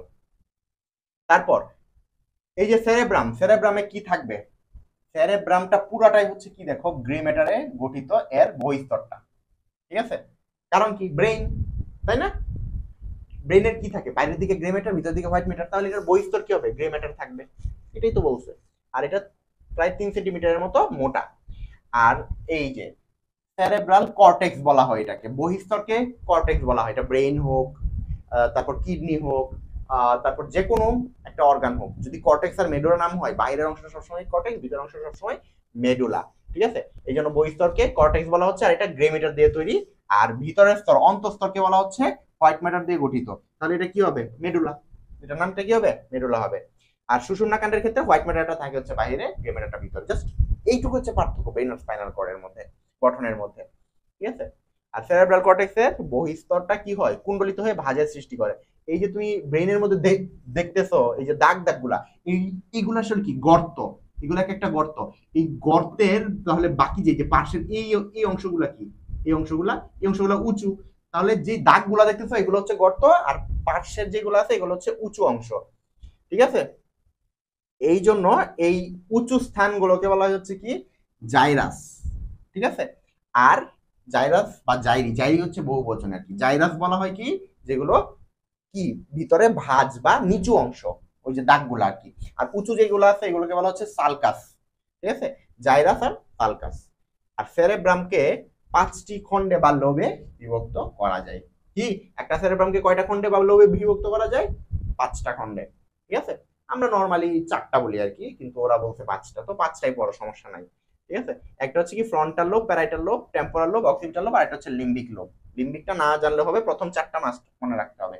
দেখো ফ্রন্টালের মধ্যে কি হয়, আমাদের মানসিক বোধ সৃষ্টি হয়। তুমি যত চিন্তা ভাবনা থেকে শুরু করে যা যা মনে রাখার মতো সবকিছু এটার মধ্যে থাকবে। প্যারাইটালের মধ্যে কি থাকবে, অনুভূতি, তুমি যে কোনো কিছু অনুভূতি পাচ্ছ কিনা এটা পাবে হচ্ছে কই, প্যারাইটাল লোবে। টেম্পোরাল লোব, টেম্পোরাল লোবে এখানে কি আছে, কান আছে, তার মানে এখানে তুমি শব্দ শুনতে পারবা। অক্সিপিটাল লোবের মধ্যে কি থাকবে, যে আমাদের যে ইয়া আছে, রেটিনা থেকে যে স্নায়ুটা ইয়া হয়, সেটার নাম কি, all sorry my mistake, optic স্নায়ু। এই অপটিক স্নায়ুটা এই জায়গায় শেষ হয়, এই জন্য এই অক্সিপিটাল লোবটা কি হয়, দৃষ্টি কেন্দ্র হিসেবে কাজ করে। এখানে দৃষ্টি হবে, এখানে শব্দ শুনতে পাবা, এখানে বাকি যে অনুভূতিগুলো আছে তোমার ত্বকের, এগুলো তুমি দেখতে পাবা। তারপর হচ্ছে মানসিক বোধের জন্য ফ্রন্টাল লোব। আর লিম্বিক লোবটা কি হবে, তোমার সহজাত প্রবৃত্তি আছে, যেমন হচ্ছে খাদ্য গ্রহণ, রেচন, মানে তুমি জন্ম থেকে যেটা পাচ্ছ। ঠিক আছে, তুমি জন্ম থেকে যা যা পাইছো এই সবগুলোর ইয়া কি করবে, এই সবগুলো কন্ট্রোল করবে হচ্ছে লিম্বিক লোব। ওকে, গ্রে ম্যাটার আর হোয়াইট ম্যাটার তো আমি বলছি আগেই, যে গ্রে ম্যাটার বাইরের দিকে থাকবে, হোয়াইট ম্যাটার ভিতরের দিকে থাকবে। কিন্তু গ্রে ম্যাটার কি কি নিয়ে গঠিত হয়, হোয়াইট ম্যাটার কি কি নিয়ে গঠিত হয়, এটা তোমার মুখস্থ রাখতে হবে। একটু ভালো করে দেখো, এই যে গ্রে ম্যাটার, এটা হচ্ছে ধূসর বর্ণের, এই জন্যই তো গ্রে নাম হয়েছে। এটাতে কি থাকে, স্নায়ু কোষ থাকবে, মানে নিউরন। ঠিক আছে, নিউরোগ্লিয়া থাকবে, নিউরনকে চারদিক থেকে আবৃত করে। আর সাথে হচ্ছে সিনাপস থাকবে। এই যে একটা নিউরন আরেকটা নিউরনের সাথে যুক্ত হয়েছে, চারপাশে নিউরোগ্লিয়া আছে। ঠিক আছে, আর দুটা নিউরন যেহেতু আছে, মাঝখানে একটা ফাঁকা অংশ থাকবে, সেটা কি, সিনাপস। এইগুলো নিয়ে হচ্ছে মূলত গ্রে ম্যাটার গঠিত হবে। মানে আমরা যে নিউরনটা পড়ছি না, নিউরন সিনেপস, এইগুলো নিয়ে হচ্ছে মূলত গ্রে ম্যাটারটা গঠিত হয়। কিন্তু হোয়াইট ম্যাটারটা কিভাবে গঠিত হয় দেখো, এইখানে থাকে হচ্ছে মায়েলিন যুক্ত স্নায়ুতন্ত্র। তার মানে মায়েলিন কোথায় থাকে, আমি কিন্তু একটু আগে বলছি তোমাদের, মায়েলিন থাকে কোথায়, কোথায় থাকে ভাইয়া, একজন। এই জন্য এই যে তুমি দেখতে পাচ্ছ না হোয়াইট ম্যাটার, এটা আসলে কি নিয়ে গঠিত হবে, এটা হবে হচ্ছে একজন নিয়ে। ঠিক আছে, এখন তুমি একটা মজার জিনিস দেখো তো, এই হোয়াইট ম্যাটারটা কেন হোয়াইট হচ্ছে, মানে সাদা হচ্ছে, চকচকে সাদা হচ্ছে মায়েলিনের কারণে। এখন একটা মজার জিনিস দেখাই, মেলানিন থাকলে আমাদের শরীর কিরকম হয়, কালো হয়। আমি একটু কালো কেন, আমার শরীরে মেলানিন বেশি। আর যদি মায়েলিন থাকে তাহলে সাদা। তাহলে দুটো জিনিস কিন্তু মনে রাখা সহজ, মেলানিন কালো, মায়েলিন সাদা। ওকে, এটা মনে রাখবা। তারপর আমরা দেখি এখন সেরেব্রামের কাজ। এই যে উপরে যা যা দেখছো এইগুলোই হচ্ছে এখানে কাজ। কি হবে দেখো, আমাদের চিন্তা থেকে শুরু করে যা আছে সব এখানে দেখবা। এই যে সংবেদঙ্গ, আমরা দৃষ্টি, তারপর শ্রবণ, তাই না, এরপর হচ্ছে আমাদের স্পর্শ রস থেকে শুরু করে, মানে হচ্ছে আমাদের সংবেদঙ্গ যা আছে সবগুলো এখানে আসে, এখানে এসে এখানে বিশ্লেষিত হয়। তারপর হচ্ছে আমাদের এই যে মস্তিষ্কের যে ইয়াগুলা, চিন্তা শক্তি থেকে শুরু করে যা আছে এই সবগুলো এখানে থাকবে। ঠিক আছে, মানসিক বোধের নিয়ন্ত্রণ করতেছে। সহজাত প্রবৃত্তি কে করে, যে লিম্বিক লোকটা নিয়ন্ত্রণ করে, তার মানে সহজাত প্রবৃত্তি আমরা এখানে পাই গেলাম, তাই না। তারপর হচ্ছে বাক শক্তিকে নিয়ন্ত্রণ করতেছে, এটা কিন্তু সেরেব্রামের একটা ইয়া আছে যেটাকে আমরা বলি ব্রোকাস মোটর স্পিচ এরিয়া। ওই জায়গার কারণে তুমি কথা বলতে পারো। তোমার যদি সেরেব্রামে কি হয়, রক্তক্ষরণ হয়, এটা কি কি বলা হয়, সেরেব্রাল থ্রম্বোসিস, স্ট্রোক, তুমি যদি স্ট্রোক করো তাহলে কিন্তু তোমার এই বাক শক্তির নিয়ন্ত্রণ হারায়া ফেলতে পারো। ঠিক আছে, এই জন্যই এইটা ইম্পর্টেন্ট, বাক শক্তি। অনেকে দেখবা যারা স্ট্রোক করে তারা কথা বলতে পারে না, বোবা হয়ে যায়, কেন, এই কারণে বাক শক্তির নিয়ন্ত্রণটা হারায় ফেলে। আর ঐচ্ছিক পেশির কার্যকলাপটাকে কি করে, সে নিয়ন্ত্রণ করে। ঠিক আছে, ঐচ্ছিক পেশির কার্যকলাপ নিয়ন্ত্রণ করে। ঐচ্ছিক পেশি সম্পর্কিত যা আছে সব করে হচ্ছে সেরেবেলাম, কিন্তু ওদের কার্যকলাপটা সেরেবেলাম ঠিকভাবে করবে কিনা সেটা নিয়ন্ত্রণ করে আবার সেরেব্রাম, এটাই বলছে আর কি। ঠিক আছে, আর এই যে সেরেব্রাম যদি আঘাতপ্রাপ্ত হয় মানুষ প্যারালাইজ হয়ে যায়, কেন, কারণ হচ্ছে যে সেন্সরি যা আছে সবকিছু হচ্ছে কোথায়, সেরেব্রামে। এই জন্য এখানে যদি আঘাতপ্রাপ্ত হও, এখানে যদি তোমার স্ট্রোক হয় তাহলে তোমার প্যারালাইজ হয়ে যাওয়ার সম্ভাবনা বেশি থাকে। এরপর আমরা চলে যাচ্ছি থ্যালামাস। এগুলো মনে রাখার জন্য টেকনিক আছে, টেকনিকের জন্য তোমাদের ভিডিও দিয়ে দিব, ওইটা দেখে মুখস্থ করে ফেলবা। থ্যালামাস তুমি কিভাবে মনে রাখবা, ঠিক আছে, এটা কি সেরেব্রামের ঠিক নিচে অবস্থান করতেছে, আর থ্যালামাসের নিচে হাইপোথ্যালামাস, হাইপো মানে হচ্ছে নিচে বা কম, তার মানে এটা কি হাইপোথ্যালামাসটা নিচে অবস্থান করবে। এখন আমরা থ্যালামাসটা যদি একটু দেখি, দেখো থ্যালামাসের কি কি আছে। এটা হচ্ছে থ্যালামাস, এইটা কি দিয়ে গঠিত দেখো, প্রত্যেকটা সেরেব্রাল হেমিস্ফিয়ারে মেডুলার মধ্যে সে অবস্থান করে, মানে কি একদম নিচের দিকে অবস্থান করতেছে, এই জন্য মেডুলায় অবস্থান করে। আর হচ্ছে কি এটা কিন্তু গ্রে ম্যাটারে গঠিত, ও নিজে গ্রে ম্যাটারে অবস্থিত, কিন্তু ওই যে সেরেব্রামের যে মেডুলা ওইটা কিন্তু হোয়াইট ম্যাটার, প্যাস লাগাবা না, মেডুলাটা হচ্ছে কি হোয়াইট ম্যাটার, কিন্তু এই থ্যালামাসটা হচ্ছে গ্রে ম্যাটার দিয়ে গঠিত। থ্যালামাসে কি নাই, কোনো হোয়াইট ম্যাটার নাই, এটাই আর কি এখানে লেখা। যাই হোক, আমি এই জিনিসটা বুঝলাম না, এটা এত গ্রসলি বলা উচিত না। তারপর আমরা দেখি এটার কাজটা যদি একটু দেখি, এই যে সংজ্ঞাবহ স্নায়ুর রিলে স্টেশন হিসেবে কাজ করে, যে সেন্সরি স্নায়ুগুলো কোথায় যাচ্ছে, যাচ্ছে কোথায়, সেরেব্রামে। স্পাইনাল কর্ড থেকে, মানে সুষুম্নাকাণ্ড থেকে নিচ থেকে হয়ে তারপর যাচ্ছে হচ্ছে কোথায়, সেরেব্রামে। কিন্তু সেরেব্রামে উঠতে গেলে মাঝখানে থ্যালামাস পড়ে যাচ্ছে, সেরেব্রাম থেকে মানে সেরেব্রামে যাইতে গেলে থ্যালামাসটা নিচে পড়ে যাচ্ছে না, স্পাইনাল কর্ড থেকে থ্যালামাস, থ্যালামাস হয়ে তারপর যাইতে হচ্ছে সেরেব্রামে। তাহলে কি সে হচ্ছে এখানে কি একটা স্টেশন হিসেবে কাজ করতেছে, এটাকে বলা হচ্ছে রিলে স্টেশন। রিলে স্টেশন কেন বলা হচ্ছে, কারণ হচ্ছে এটা কি করতেছে, সংযোগ করতেছে, এই জন্য। ঠিক আছে, তাহলে এটা সংজ্ঞাবহ বা সেন্সরি স্নায়ু কি করে, রিলে স্টেশন হিসেবে কাজ করে, মানে যে কোনো স্নায়ু আবেগ এটা যাই হচ্ছে প্রথমে থ্যালামাসে, তারপর যাই হচ্ছে সেরেব্রামে। ঠিক আছে, তারপর দেখো এই যে চাপ, স্পর্শ, যন্ত্রণা, এই যে ইয়াগুলো আছে, অনুভূতিগুলো আছে, এই অনুভূতিগুলোর কেন্দ্র, আবেগের কেন্দ্র, অভ্যন্তরিক অঙ্গ যেগুলো আছে এগুলোর নিয়ন্ত্রণ কেন্দ্র হিসেবে কাজ করে। তারপরে যে দেখো মানুষের ব্যক্তিত্ব এবং সামাজিক আচরণ, তুমি যে এত সুন্দর মানুষের সাথে আচরণ করতেছো, এই আচরণটা কে নিয়ন্ত্রণ করে, থ্যালামাস নিয়ন্ত্রণ করে। তোমার আচরণ রিলেটেড যা যা আছে সবকিছু মোটামুটি থ্যালামাস করবে। তাহলে আচরণের মধ্যে কি পড়ে, তোমার ঘুম পড়ে, তোমার চলাফেরা পড়ে, তারপর হচ্ছে আচার আচরণ পড়ে, সবকিছু পড়ে না। এই জন্য দেখো যে ঘুমন্ত ব্যক্তি, এটাও তোমার এর মধ্যে যাবে। তুমি হুট করে একটা জায়গার মধ্যে জায়গা উঠলা, এটা তোমাকে কে করতেছে, থ্যালামাস করতেছে। ঠিক আছে, সামাজিক আচরণ, কার সাথে কি করবা না করবা এটা করতেছে। ঠিক আছে, তারপর হচ্ছে যে আবেগের কেন্দ্র, অভ্যন্তরীণ অঙ্গের নিয়ন্ত্রক কেন্দ্র, তার মানে কি আবেগটাও কি তোমার একটা আচরণের মধ্যে পড়তেছে না, এই আচরণের সাথে রিলেটেড, তাহলে থ্যালামাস হচ্ছে আলটিমেটলি তোমার আচরণটাকেই কি করবে, কন্ট্রোল করবে। ওকে, এইভাবে মনে রাখবা। আর রিলে স্টেশনটা ভালো করে মনে রাখবা, সংজ্ঞাবহ স্নায়ু বা সেন্সরি স্নায়ু রিলে স্টেশন হিসেবে কাজ করে। হাইপোথ্যালামাস ভেরি ভেরি ইম্পর্টেন্ট, কারণ হাইপোথ্যালামাস থেকে অনেকগুলা কি হয় হরমোন সিক্রেশন হয়, ওই হরমোনগুলোর নাম আলাদা করে মুখস্থ রাখো, এটার জন্য ভিডিও আছে, ওইটা দেখে নিবা। আর এখান থেকে একটু জিনিস যেটা ভালো করে পড়বা সেটা হচ্ছে এই যে হাইপোথ্যালামাসটা কিভাবে কাজ করে এবং হাইপোথ্যালামাসটার যে ইয়াগুলা আছে হরমোনগুলো আছে, হরমোনগুলোর নাম দুইটা ভালো করে মুখস্থ রাখবা, ঠিক আছে। এটাও দেখো থ্যালামাসের নিচে অবস্থান করতেছে, যেহেতু থ্যালামাসের নিচে এই জন্য হাইপোথ্যালামাস, হাইপো মানে নিচে। আর এটাও কিন্তু গ্রে ম্যাটার দিয়ে কি, এটাও গ্রে ম্যাটার দিয়ে তৈরি, এবং এইটার অঞ্চল 1 ডজন অঞ্চলে পৃথক পৃথক, তার মানে কি এটার 12টা অংশ আছে বা অঞ্চল আছে, ঠিক আছে, এবং অংশগুলো সুনির্দিষ্ট কাজে নিযুক্ত থাকে হাইপোথ্যালামাসের একটি সূক্ষ্ম অংশের সাহায্যে, ঠিক আছে, যেটাকে আমরা বলি হচ্ছে কি একটা নালীর সাহায্যে, ঠিক আছে, একটা নালীর সাহায্যে কি হয় এই পিটুইটারি গ্রন্থির সাথে যুক্ত হয়, সেখানে কিন্তু যে আমরা নিউরো হরমোনের কথা বলছিলাম না, হাইপোথ্যালামাস থেকে সৃষ্টি হয়ে সেটা কই যাবে, পিটুইটারিতে যাবে, ঠিক আছে, ওই যে নালীগুলোর মাধ্যমে। ওকে, এইটা মনে রাখবা, নালীটার নাম তোমার জানার দরকার নাই। আর এটাও কি লিম্বিক সিস্টেমের মূল অংশ, এই যে তোমাদের যত আচরণগুলো আছে এইগুলোর কিছু অংশ আবার এই হাইপোথ্যালামাসও কি করে নিয়ন্ত্রণ করে, মানে মেইনলি হাইপোথ্যালামাসই করে, থ্যালামাসও কি করে একটু উন্নত কাজগুলো করে আর কি, উন্নত কাজগুলো করে হচ্ছে থ্যালামাস। আর তোমার যত আবেগ আছে, আবেগ রিলেটেড সবকিছু হচ্ছে কি করে, হাইপোথ্যালামাস করে। তো দেখো যে হাইপোথ্যালামাস কি কি কাজ করে, তোমার স্বয়ংক্রিয় স্নায়ু কেন্দ্রের কেন্দ্র হিসেবে কাজ করে।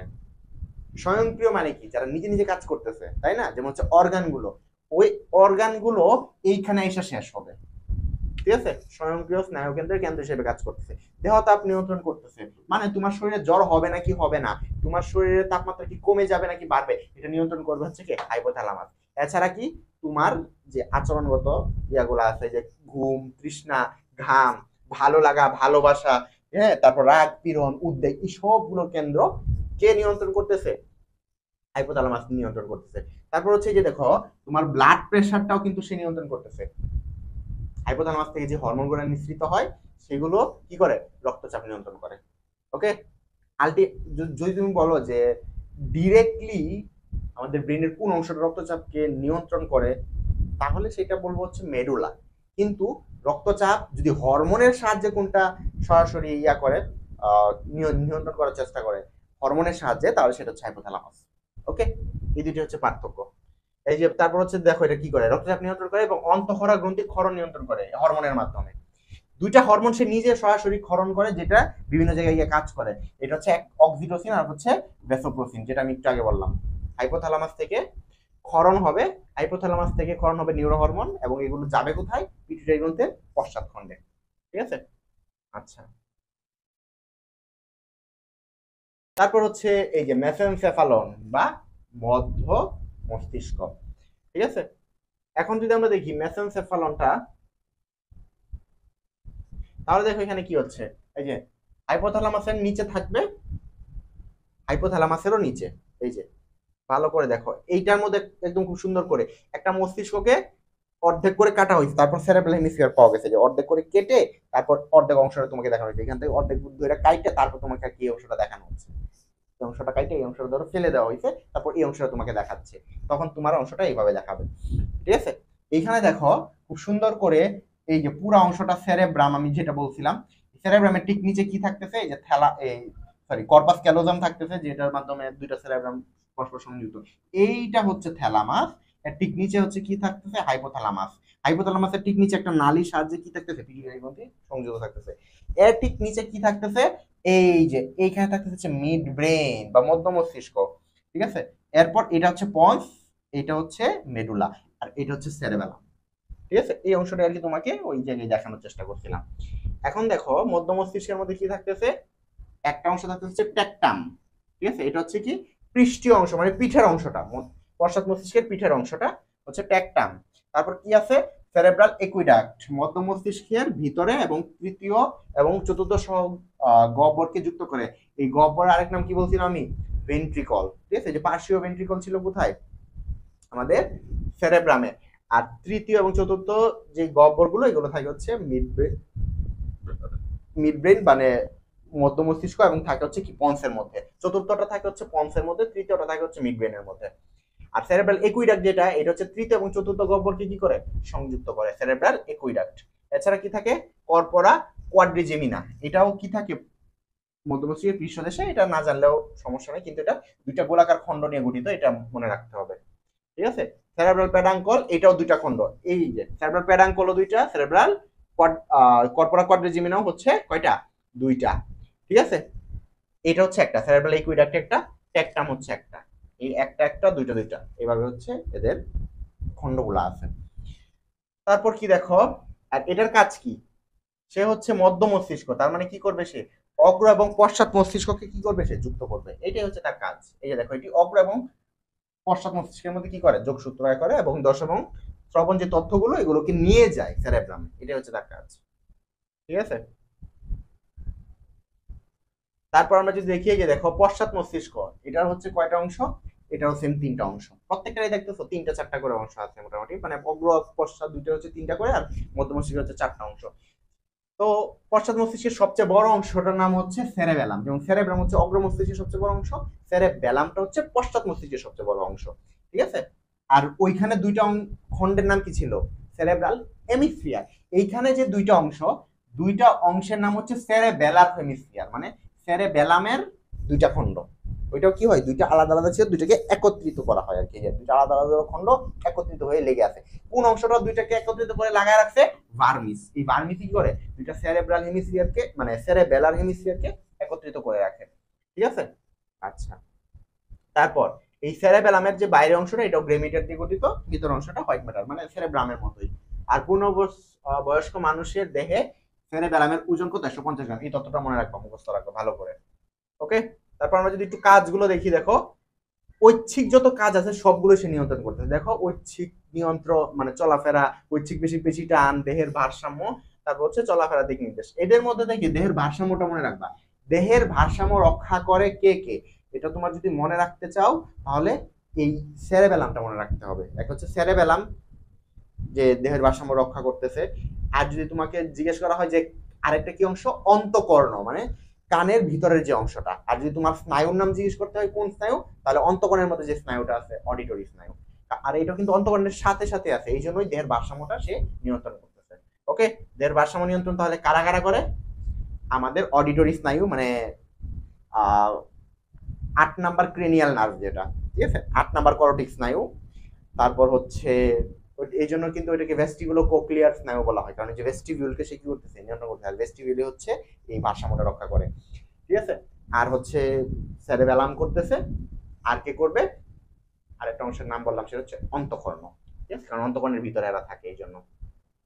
তারপর পন্স, পন্সটা দেখো শুধুমাত্র কি হোয়াইট ম্যাটার দিয়ে গঠিত, এখানে কোনো গ্রে ম্যাটার নাই। উপরে যা যা পড়ছি সবই গ্রে ম্যাটার দিয়ে ছিল।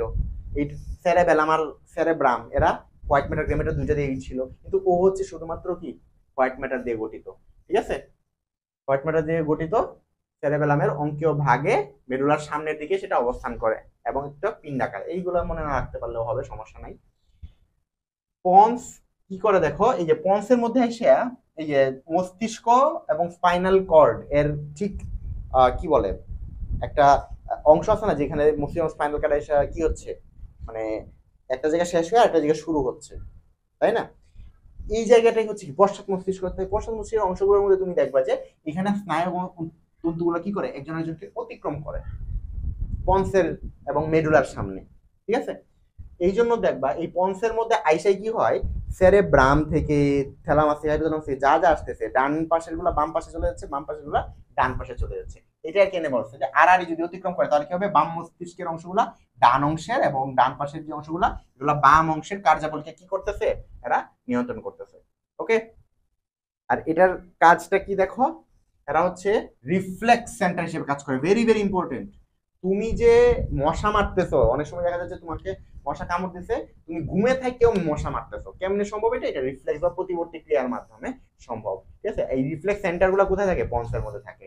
তোমার শ্বসন কার্য নিয়ন্ত্রণ করবে কিভাবে, অ্যাপনিউস্টিক এবং নিউমোটেক্সিক দুইটা সেন্টার, শ্বসনের দুইটা কেন্দ্র এখানে অবস্থান করে, এই জন্য শ্বসন কার্যটাও সে নিয়ন্ত্রণ করে থাকে। এরপর কি স্পাইনাল কর্ড এবং মস্তিষ্কের মধ্যে সঞ্চালন পথ করে, ওই যে ক্রস আড়াআড়ি একটা পথ তৈরি করে দেয়, ডান পাশে গুলোকে বাম পাশে এবং বাম পাশে গুলোকে ডান পাশে কি করে নেওয়া যায়। ঠিক আছে, তারপর মস্তিষ্কের বিভিন্ন অংশের এই সংবেদ প্রবাহগুলোকে প্রেরণ করে, এটা না জানলে হবে, কিন্তু প্রথম তিনটা ভেরি ভেরি ইম্পর্টেন্ট। ওকে, আর এই যে দেখো মেরুল অবলঙ্গটা, আমাদের যে ইন্টারনাল অর্গান গুলো আছে সবগুলোকেই মোটামুটি কন্ট্রোল করার কাজ এই মেরুল অবলঙ্গটার হয়ে থাকে।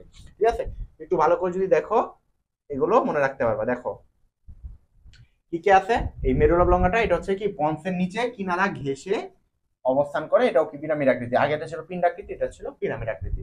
নাম যদিও আকৃতিগুলো আসে না নর্মালি। এখানে দেখো মেরুল অবলঙ্গটার এই যে কাজগুলো দেখো, হৃদস্পন্দন, শোষণ, গোড়াদকরণ, কাশি, রক্তবাহিকার সংকোচন, লালাক্ষরণ, সবগুলো যেগুলো নিজেরা নিজেরা কাজ করতেছে, তোমার ইচ্ছা অনুযায়ী কাজ হচ্ছে না। তুমি ইচ্ছা করলে কিন্তু পেট চিমাইতে পারো, আবার পেট কি করতে পারো, বড় করতে পারো, কিন্তু পেটের ভিতরে যে স্টোমাকটা সে যখন মন চাচ্ছে সংকোচন হচ্ছে, যখন মন চাচ্ছে প্রসারণ হচ্ছে, এটা কিন্তু তুমি নিজে করতে পারবে না। ঠিক আছে, তো এইগুলা ভিতরের যে অঙ্গগুলা এগুলো সব নিজে নিজে কাজ করতেছে, এইটা কন্ট্রোল করতে হচ্ছে মেরুল অবলঙ্গটা। ঠিক আছে, তারপর হচ্ছে তুমি বমি করবা কিনা, মলমূত্র ত্যাগ করবা কিনা, রক্তচাপটা ঠিক থাকবে কিনা, পেরিস্টালসিস ঠিক মতো হবে কিনা, সব কিছু নিয়ন্ত্রণ করতেছে, এটা আমি বলছি। মেরুল অবলঙ্গটা কয়টা স্নায়ুর উৎসস্থল হিসেবে কাজ করে? 4টা, 9 থেকে 12। আর পন্স করে হচ্ছে কত, এই 5 থেকে 8 পর্যন্ত 4টা স্নায়ু, 4টা স্নায়ু পঞ্চ, 4টা স্নায়ু মেরুলা। আর প্রথম দুইটা এটা হচ্ছে অগ্র মস্তিষ্ক, পরের দুইটা হচ্ছে মধ্য মস্তিষ্ক। এইভাবে হচ্ছে 12 জোড়া করোটিক স্নায়ু কি করে এই মস্তিষ্কের এই অংশগুলা নিয়ন্ত্রণ করে। ঠিক আছে, আচ্ছা, আর এই যে দেখো আবারও বলা আছে ব্রেইন স্টেম কি কি অংশকে বলা হয়, মধ্য মস্তিষ্ক, পঞ্চ এবং মেরুলা। ওই যে নালীটা, এই নালী অংশটা কি বলা হচ্ছে কি আমাদের ব্রেইন স্টেম, আর তার পাশে সেরেবেলাম অবস্থান করে, এটা মনে রাখবা। ঠিক আছে, এখন হচ্ছে মস্তিষ্কের ভেন্ট্রিকল।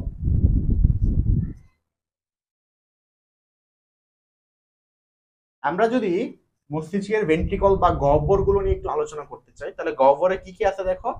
প্রথম কথা হচ্ছে কি, দুইটা পার্শ্বীয় ভেন্ট্রিকল থাকবে আমাদের অগ্র মস্তিষ্কের দিকে, এই যে প্রথম এবং দ্বিতীয় ভেন্ট্রিকল, যেটাকে আমরা পার্শ্বীয় ভেন্ট্রিকল বলতেছি।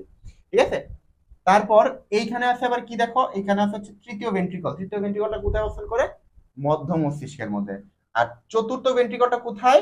পন্স এবং মেডুলা অবলঙ্কাটা ঠিক মাঝ বরাবর। ঠিক আছে, আমরা বলতে পারি পন্সের মধ্যে। এখন দেখো এই পার্শ্বীয় মস্তিষ্কগুলা আর তৃতীয় মস্তিষ্কটা খুব কাছাকাছি না, এই দুইটা নালী দিয়ে কি করে তৃতীয় মস্তিষ্কের সাথে, মানে প্রথম এবং দ্বিতীয় মস্তিষ্ক, মানে ভেন্ট্রিকলটা, প্রথম এবং দ্বিতীয় ভেন্ট্রিকলটা তৃতীয় ভেন্ট্রিকলের সাথে যুক্ত হয় একটা নালীর মাধ্যমে। ওই নালীটার নাম হচ্ছে কি, নাল, আসলে কি বলা যায়, যে নাম না বলে মানে নালী না বলে এটাকে একটা ছিদ্র বলা যায়, যে এই যে থ্যালামাসের মধ্যবর্তী তৃতীয় ভেন্ট্রিকল, ইন্টারভেন্ট্রিকুলার ফোরামেন বা ইন্টারভেন্ট্রিকুলার ছিদ্র, এই যে এখানে ছোট্ট একটা ছিদ্র থাকে, ওই ছিদ্র দিয়ে হচ্ছে এরা কি হয়, এই দুটা ভেন্ট্রিকল তৃতীয় ভেন্ট্রিকলের সাথে যুক্ত হয়, যেটাকে বলা হয় ফোরামেন অফ মনরো। ফোরামেন মানে হচ্ছে ছিদ্র। ঠিক আছে, এটি পার্শ্বীয় ভেন্ট্রিকলের সাথে যুক্ত হয় এই মাধ্যমে, এই ছিদ্রের মাধ্যমে। ওকে, তারপর হচ্ছে চতুর্থ ভেন্ট্রিকল, তৃতীয় এবং চতুর্থ ভেন্ট্রিকলকে কে কানেক্ট করে, এই যে একটা নালী, এটার নাম হচ্ছে সেরেব্রাল একুইডাক্ট, যেটা আমরা একটু আগে বললাম মধ্য মস্তিষ্কের মধ্যে অবস্থান করে অংশটা। সেরেব্রাল একুইডাক্ট নামক একটা নালীর মাধ্যমে কি হয়, এটা পশ্চাৎ মস্তিষ্কের যে অংশটা আছে চতুর্থ ভেন্ট্রিকল, এটার সাথে তৃতীয় ভেন্ট্রিকল কি করতেছে, সংযুক্ত করতেছে। ওকে, তাহলে প্রথম এবং দ্বিতীয় ভেন্ট্রিকলকে তৃতীয় ভেন্ট্রিকলের সাথে যুক্ত করে কে, ফোরামেন অফ মনরো। ঠিক আছে, আর তৃতীয় ভেন্ট্রিকল চতুর্থ ভেন্ট্রিকলের সাথে যুক্ত করে কে, সেরেব্রাল একুইডাক্ট। এই দুইটা অংশ ভালো করে মুখস্থ রাখবা। তারপর হচ্ছে যে মস্তিষ্ক এবং স্পাইনাল কর্ডের মধ্যে সাব অ্যারাকনয়েড স্পেসের মধ্যে যে তরলটা থাকে, সেরেব্রো স্পাইনাল ফ্লুইড, এইটা সম্পর্কে একটু আমরা পড়ি। দেখো এটা কোথায় থাকে, এটা হচ্ছে ভেন্ট্রিকল থেকে সৃষ্টি হয়, মস্তিষ্কের ভেন্ট্রিকল থেকে, সুষুম্নাকাণ্ডের কেন্দ্রীয় নালী থেকে।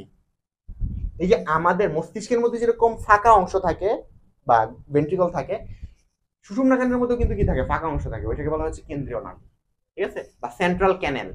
ঠিক আছে, এগুলো অবস্থান করে। তারপর সাব অ্যারাকনয়েড স্পেস, এই তিনটা অংশের মধ্যে কি থাকতে পারে, ভেন্ট্রিকল, কেন্দ্রীয় নালী আর সাব অ্যারাকনয়েড স্পেস, এই তিনটা জায়গার মধ্যে কি করে, সেরেব্রোস্পাইনাল ফ্লুইড যেগুলো এগুলো অবস্থান করতে পারে।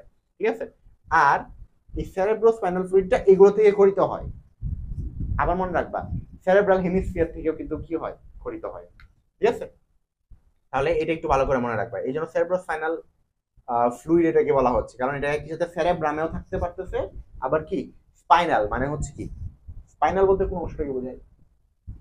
আমাদের স্পাইনাল কর্ডকে বোঝাচ্ছে, সুষুম্নাকাণ্ডকে। এই জন্য সেরেব্রো স্পাইনাল ফ্লুইড বলা হচ্ছে। সেরেব্রাম থেকেও সৃষ্টি হয়, তারপর সুষুম্নাকাণ্ড থেকেও সৃষ্টি হয়।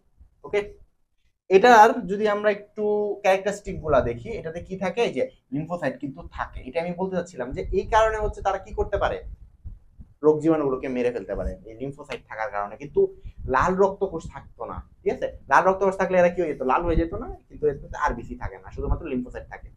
এছাড়া কি থাকে, এটা একটু খাড়ধর্মী, মানে 7.33 পিএইচ থাকে। আপেক্ষিক গুরুত্ব পানি থেকে হালকা একটু বেশি, 1.004 থেকে 1.006। আর মানুষের দেহে এটা থাকে কত, 150 মিলিলিটারের মতো, এটা 140 থেকে 150 বলা হয়। আর ক্ষরণ হয় কতটুকু, দৈনন্দিন ক্ষরণ হয়ে আসে 500 মিলিলিটার। এর মধ্যে পুরা দেহের মধ্যে এটা ঘোরাঘুরি করা হচ্ছে 140 মিলিমিটার থেকে 150 মিলিমিটার পর্যন্ত। এটার কাজ কি, এই যে সেরেব্রোস্পাইনাল ফ্লুইড, এই ফ্লুইডটা থাকার কারণেই হচ্ছে কি এই ব্রেইনটাকে আমাদের এত হালকা মনে হয়, ঠিক আছে? এই যে মস্তিষ্ককে ভাসিয়ে রেখে এর ওজন 1500 গ্রাম থেকে 50 গ্রামের মতো করে ফেলে। মানে হচ্ছে কি ভিতর যেমন একটা বেলুনের মতো মনে হচ্ছে যে না এটা তো কিছুই না। তোমার ব্রেন কি ভারী মনে হচ্ছে যে 1.5 কেজি তুমি মাথার মধ্যে আঙ্গার মানে এই লটকায় রাখছো, আল্লাহ কত ভারী, এরকম কিছু মনে হচ্ছে? মনে হচ্ছে না, কেন? এটার কারণে, সেরেব্রোস্পাইনাল ফ্লুইডের কারণে। ওকে, আর মস্তিষ্কের যে বিভিন্ন অংশগুলা, এগুলোর কাজ একত্রে এই ইয়াটাতে দেওয়া আছে, এটা থেকে একটু পড়ে নাও, তাহলেই দেখবে তোমাদের পড়া কমপ্লিট। ঠিক আছে, তাহলে এই হচ্ছে আমাদের গাজী আজমল স্যারের বইয়ের পড়া। এখন কিন্তু আমাদের আরো 3জন রাইটারের বইয়ের পড়া বাকি আছে, কিন্তু ওইগুলো থেকে কিন্তু অনেক তথ্য আছে যেগুলো আসার মতো। তাহলে চলো আমরা আলিম স্যারের বই থেকে পড়া শুরু করি। এখন যদি আমরা একটু আব্দুল আলিম স্যারের বইটা একটু দেখি, তাহলে দেখি আমরা আব্দুল আলিম স্যারের বইয়ে এক্সট্রা কি কি তথ্য আছে যেগুলো আমাদের পড়তে হবে। তাহলে যদি আমরা দেখি প্রথম থেকে একদম, তাহলে দেখো প্রথমে স্নায়বিক সমন্বয়ের মধ্যে কিছু কথা এখানে বলা আছে, যেমন যে অ্যাসিটাইল কোলিনের কথা এখানে বলা আছে। এটা কি, নিউরোমাসকুলার জাংশনে, অর্থাৎ স্নায়ু এবং পেশির যে সংযোগ স্থল, এই দুইটার মধ্যে কি হয়, মুক্ত হয়। পেশির মধ্যেও কিন্তু এটা কি থাকে, কাজ থাকে। দেখবা স্নায়ু যেইভাবে কাজ করতেছে, পেশির কাজটাও অনেকটা একই রকম ভাবে হয়, ঠিক আছে? তো স্নায়ু এবং পেশির একই ধরনের কাজ, এটা যদি আমরা একটু দেখি, একটু ইয়াতেই দেখতে পাবা, পরে দেখতে পাবা স্নায়ুতন্তুর, সরি মাই মিস্টেক, স্নায়ুতন্ত্র বা নার্ভাস সিস্টেম কাকে বলে এটা তো আমরা আগেই পড়ছি। নার্ভাস সিস্টেমের মধ্যে কি কি থাকে না থাকে এগুলো আমাদের মোটামুটি পড়া হয়ে গেছে, ঠিক আছে? এর মাঝে আরো যেটা আমরা বললাম যে মোটর কোনগুলা, তারপর হচ্ছে সেন্সরি কোনগুলা, মিক্সড কোনগুলা, নার্ভ, ওইগুলো তো আমরা বললামই। আর এখানে কি আছে কি, এখানে অতিরিক্ত যে জিনিসগুলো আছে, কিছু আছে পেশির মধ্যে থাকে, কিছু আছে গ্রন্থির মধ্যে, আর কিছু আছে ভিসেরাল অঙ্গে, মানে আমাদের দৈহিক শরীরের ভিতরে যে অঙ্গগুলো আছে সেই অঙ্গগুলোর কার্যকলাপকে নিয়ন্ত্রণ করে থাকে। স্নায়ুতন্ত্রের যে প্রকারভেদটা, এটা যদি তোমরা একটু দেখো তাহলে দুইটা প্রকারভেদ, ঠিক আছে? অবস্থান অনুযায়ী, কিংবা এটাকে আমরা বলতে পারি অঙ্গ সংস্থানিক দিক থেকে যদি আমরা বলি, তাহলে সেটা হচ্ছে দুই ধরনের। একটা হচ্ছে কেন্দ্রীয় স্নায়ুতন্ত্র, একটা হচ্ছে পার্শ্বীয় বা প্রান্তীয়, ঠিক আছে? পার্শ্বীয় না, এক্স্যাক্টলি প্রান্তীয় স্নায়ুতন্ত্র বলা হয় সেটাকে।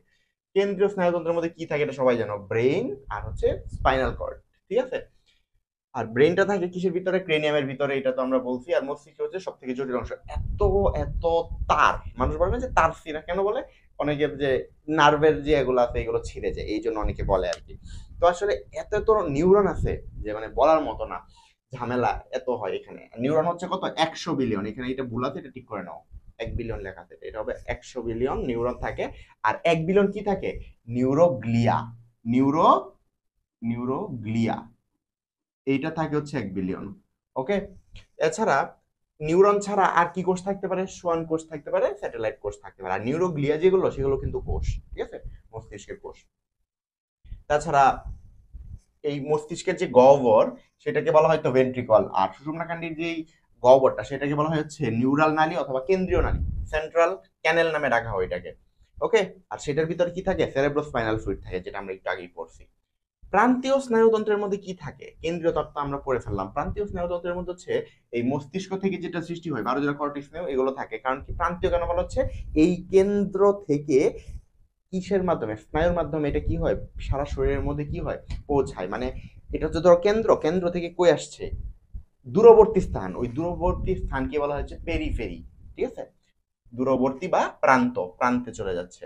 আর হচ্ছে কি 31 জোড়া আছে হচ্ছে কি সুষুম্না স্নায়ু বা স্পাইনাল নার্ভ। ঠিক আছে, এই 31 জোড়া স্পাইনাল নার্ভের যে হিসাবটা এটা আমরা আগেও দেখাইছি, এখনো বলতেছি যে ভাইয়া 31 জোড়া এই স্পাইনাল নার্ভ হচ্ছে কি কি ভাগে বিভক্ত। 31 জোড়া স্পাইনাল নার্ভ যদি তুমি দেখতে চাও তাহলে হচ্ছে তোমার একটা জিনিসের কথা মাথায় রাখতে হবে, সেটা কি ভাইয়া, আমার এই স্পাইনাল কর্ডটা থাকে কোথায়, মেরুদণ্ডের মধ্যে, তাহলে মেরুদণ্ডের যে অস্থিগুলো আছে কোষেরকা সেটার কথা চিন্তা করতে হবে। ঠিক আছে, 31 জোড়া, 31 জোড়ার মধ্যে কত ধরনের আছে, 5 ধরনের অস্থি আছে, তাই না? প্রথমটাকে বলা হচ্ছে সার্ভাইকাল বা গ্রীবাদেশীয়। এই সার্ভাইকাল যে স্নায়ুগুলা এগুলা কত হবে, প্রত্যেকটা যেই কশেরুকা আছে এটার দুই পাশ দিয়ে, একটা ডান পাশ একটা বাম পাশ, দুই পাশ দিয়ে কি হয়, দুইটা করে স্নায়ু বের হয় প্রত্যেকটা কশেরুকার বা প্রত্যেকটা ভার্টিব্রার। ঠিক আছে, তাহলে প্রত্যেকটা যদি হয় তাহলে সার্ভাইকাল কশেরুকা কয়টা, 7টা। 7টারই নিচ দিয়া 7টা বের হবে, আর যেটা প্রথমে ছিল, প্রথম যেই সার্ভাইকাল কশেরুকাটা ওইটার উপর দিয়েও একটা বের হয়, তাহলে কয়টা হবে, 8টা। এখন 8টা তো দুই দিক দিয়ে বের হচ্ছে, তাহলে 8 দুগুণে কত হবে, 16, মানে 8 জোড়া। ঠিক আছে, তারপর হচ্ছে থোরাসিক বা বক্ষদেশীয়। ঠিক আছে, থোরাসিক এটা কত হবে, থোরাসিক যে কশেরুকা সেটা হচ্ছে 12টা থাকে, তাহলে 12টার নিচ দিয়ে 12 জোড়া কি বের হবে, এই স্পাইনাল স্নায়ু বের হবে। ঠিক আছে, থোরাসিক স্নায়ু তাহলে কত জোড়া, 12 জোড়া। তারপর থোরাসিকের পরে যদি আমরা বলি লাম্বার বা কোটি দেশীয়, এটা কত জোড়া ভাইয়া, এটা হচ্ছে 5 জোড়া, কারণ লাম্বার যেই ভার্টিব্রা বা কোটি দেশীয় যেই ইয়াটা কশেরুকা গুলা এটা হচ্ছে কত, 5টা, তাহলে 5টার দুই দিক দিয়ে 5 জোড়া। তারপর হচ্ছে স্যাক্রাম, স্যাক্রাম যে অস্থিটা ওইটা থেকে ওইটা কি হয়, প্রথমে 5টা অস্থি থাকে, পরে একীভূত হয়ে একটা হয়ে যায়, তাই না? কিন্তু ওই 5টারই কি ছিদ্র থেকে যায় 5টা, ওই 5টা ছিদ্র কি হয়, 5টা ছিদ্র না, মানে ডান পাশে 5টা ছিদ্র বাম পাশে 5টা ছিদ্র, ওই যে 10টা ছিদ্র, 10টা ছিদ্র দিয়ে ডান পাশে দিয়ে 5টা বাম পাশে দিয়ে 5টা স্নায়ু বের হয়, তাহলে এখানে হচ্ছে 5।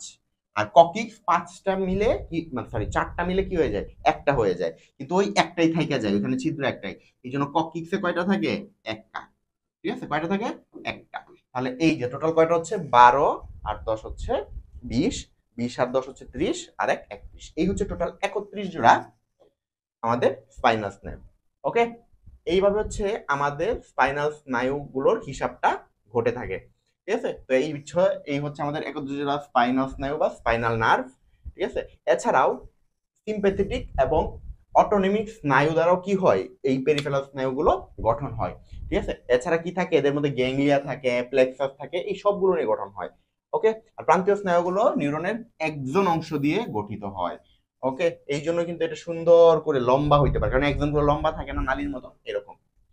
ঠিক আছে, আচ্ছা, এখন শরীরবৃত্তীয় কার্যকলাপের উপর ভিত্তি করে যদি আমরা দেখি তাহলে হচ্ছে কি দুই ধরনের, একটা হচ্ছে সোমাটিক আর একটা হচ্ছে কি ভিসেরাল। ঠিক আছে, সোমাটিক যেটা, সেটা কি করে, আমাদের দেহে যে বিভিন্ন অঙ্গগুলো আছে সেগুলোতে সেন্সরি সাপ্লাই দেয় এবং মোটর সাপ্লাই দেয়, মানে সেগুলো কাজও করবে এবং সেন্সেশনও করবে।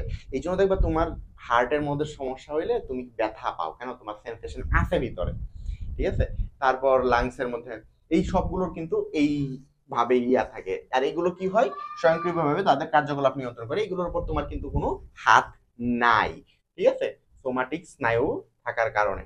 আর ভিসেরাল স্নায়ু যেটা, এটা হচ্ছে ভিসেরার ভিতরে থাকবে, ভিসেরা মানে হচ্ছে অঙ্গ। ঠিক আছে, সোমাটিক যেটা সেটা বাইরেও থাকতে পারে ভিতরেও থাকতে পারে, কিন্তু ভিসেরা যেটা সবসময় ভিতরেই থাকবে, ভিতরের অঙ্গগুলোর মধ্যে, এইটুকু হচ্ছে জাস্ট পার্থক্য। এখন আমরা যদি একটু স্নায়ুকলার গঠন দেখি, স্নায়ুকলা তো আগেই বলছি ভাইয়া, কোষ কি কি থাকবে, নিউরন থাকবে আর হচ্ছে নিউরোগ্লিয়া। নিউরনটা হচ্ছে প্রধান প্রধান কোষ যেগুলা, আর এইগুলোর চারপাশে থাকবে হচ্ছে কি, নিউরোগ্লিয়া। নিউরোগ্লিয়া কত থাকে, 1 বিলিয়ন, নিউরন কত থাকে, 100 বিলিয়ন। ঠিক আছে, আর নিউরনকে এই জন্য স্নায়ুতন্ত্রের গঠন এবং কার্যকতা একক বলা হয়, এটা আসে পরীক্ষায়। ওকে, তারপর বাকি যেগুলো আছে এগুলো তো আমরা পড়ছি। তারপর সোমার মধ্যে নিউরোপ্লাজম থাকে, এটা কিন্তু ভালো করে মনে রাখবা। এক্সোপ্লাজম কোনটাতে বলা হবে, হুম, আচ্ছা এখানে এক্সোপ্লাজমের কথা বলা নাই, যাই হোক, আমরা যেটা বলছি যে ভাইয়া নিউরোপ্লাজম কখন বলবো, যখন সেটা সোমার ভিতরে যে তরলটা থাকে সাইটোপ্লাজমটা সেটাকে বলা হবে। আর বাকি সবগুলা তো ঠিকঠাকই আছে। নিউরোপ্লাজমের মধ্যে কি থাকে এছাড়া, নিউরোফাইব্রিল থাকে, নিসেল গ্র্যানিউল থাকে, এটা মনে রাখবা, নিসেল গ্র্যানিউলটা কোথায় থাকে, সোমার ভিতরে থাকে, নিউরোফাইব্রিলটা কই থাকতে পারে, একজনেও থাকতে পারে, আর সোমার ভিতরেও থাকতে পারে। একজনের মধ্যে যেটা আমার অতিরিক্ত এখানে মনে রাখতে হবে, এই মায়ালিন আবরণের আরেকটা নাম হচ্ছে মেডিলারি আবরণ, এটা লিপোপ্রোটিন দ্বারা গঠিত বা প্রোটিন লিপিড দ্বারা গঠিত, ঠিক আছে। এটা তো আমরা আগেই পড়ছি, কিন্তু সব একজনে কি থাকে না, মেডুলারি আবরণ থাকে না, আবার অনেক জায়গাতেও থাকে না। যেমন হচ্ছে এই জায়গার মধ্যে দেখো, এই যে বাইরেতে একটা আবরণ আছে কিন্তু ভিতরের এই আবরণটা নাই, ঠিক আছে।